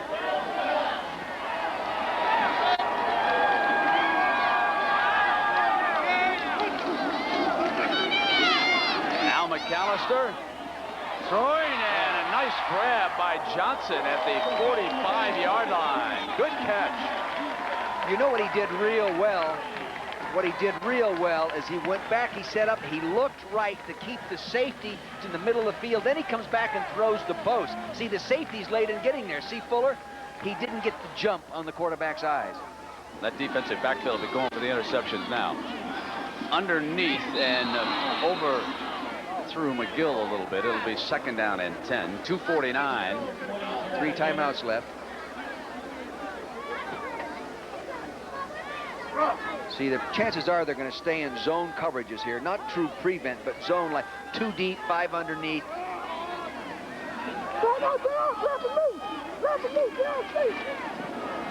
McAllister. Interception. Another turnover as Hunter steps in and gets one. I'm going to tell you about Hunter. There's a young man that should have been all-world this year. He has had a marvelous season. He really has. Out of Central State, Ohio, played for Coach Billy Joe there. Throwing the ball late down the middle without discipline, you're going to get it picked off. You see, here he scrambles around, finds a hole there. He's settled in the zone. See, poor vision. You should be able to see Hunter coming on that one. He was just right behind him. But take a look here now. Hunter is lined up right here. Playing, he's going to go zone. See, he's just dropping off, playing zone coverage. Now he's moving back inside. Actually, I think he might have been playing him man the way he jumped on that one. Good job, Hunter. Well, 1st and 10, and it is Bell. Birmingham content to run down the clock here at 2:30.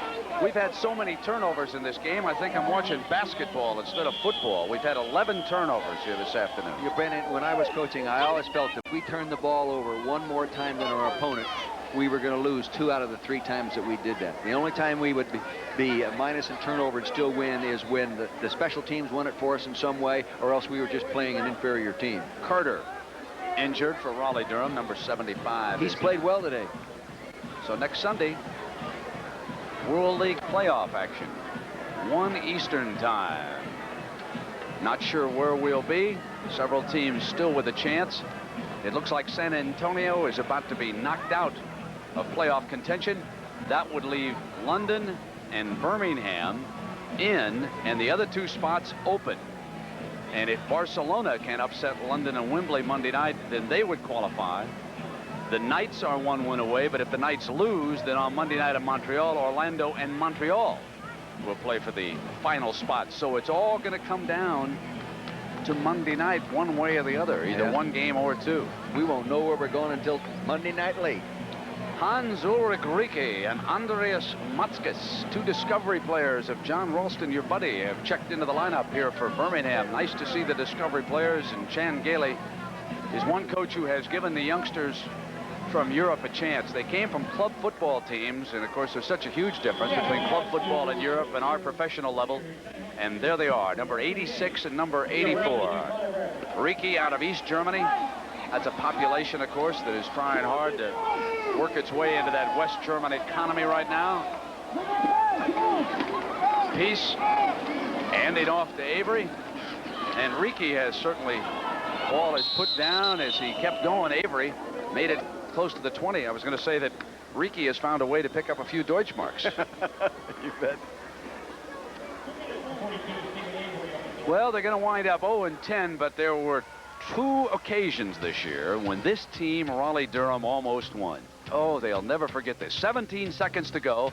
Mike Perez needing a touchdown to rally Frankfurt. Peter Samuel had the interception, but it went through his fingers, and Cedric Gordon had the win for the Galaxy.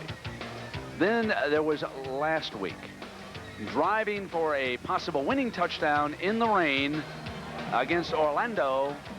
McAllister and Arrow Tucker, all-world return man, picked it off for the Thunder, 20-14. What might have been, and like Dick Vermeil says, when you're a bad team, you find a way to lose, and Raleigh Durham has done that. Here today, they played the Fire to a 7-7 halftime tie, gave up 2 big plays on the special teams in the second half, a 50-yard punt return.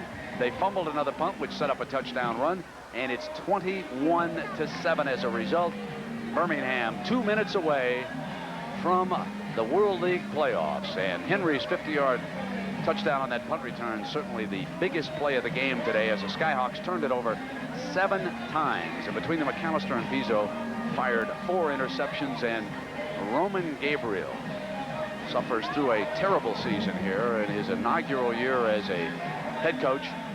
Boy, I'll tell you, it has absolutely crushed him too. I mean, he works his fanny off in there, and he's also, you know, he blames himself a little bit. He's not been a guy that badmouthed his players or coaches. He's hung in there tough, and it's been a real draining experience for him. Avery to the 17, and down we go to Mark Jones with the happy owner of the Birmingham Fire. Mark? And that happy owner is Gavin Malouf. Gavin, hey, your team's going to the playoffs. Got to be thrilled about that. We are. It's been an up and down season, but we're coming around at the right time and looking forward to getting back to the great fans of Alabama next Saturday night. In all, has it been a successful year from a monetary standpoint for you? Well, it has been, and we're really appreciative of the support that we've had from the state of Alabama. The people have been terrific, and look forward to a great crowd. Good luck in the playoffs next week. Thanks again. Great to win. All right, back upstairs. Yeah, nice young man. Shan Gailey, his head coach. And, of course, the payroll structure doesn't soar out of sight. That's how they can talk about being profitable in their first year. And I'm going to remind everybody, 11 Eastern time tomorrow, and it should be a dandy. I guess even if you don't like auto racing, if you're not a fan, I guess that's the one race that you want to watch. I remember for so many years, ABC brought us the tape delay on Sunday night, and it's so much more exciting to watch that live from the Brickyard in Indianapolis. I know you'll be with it. Oh, you know, the other thing that's going to make it exciting is watching the old-timer there, A.J. Foyt, sitting in the middle of the front row going after one.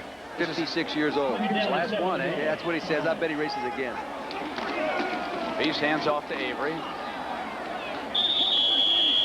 Final 147. Birmingham will have to wait until the weekend's over before they find out who they could play. They could wind up playing London. New York could wind up playing London a week from Sunday, but they've got to win tonight in the Meadowlands. We're going to take a break, and we'll be right back.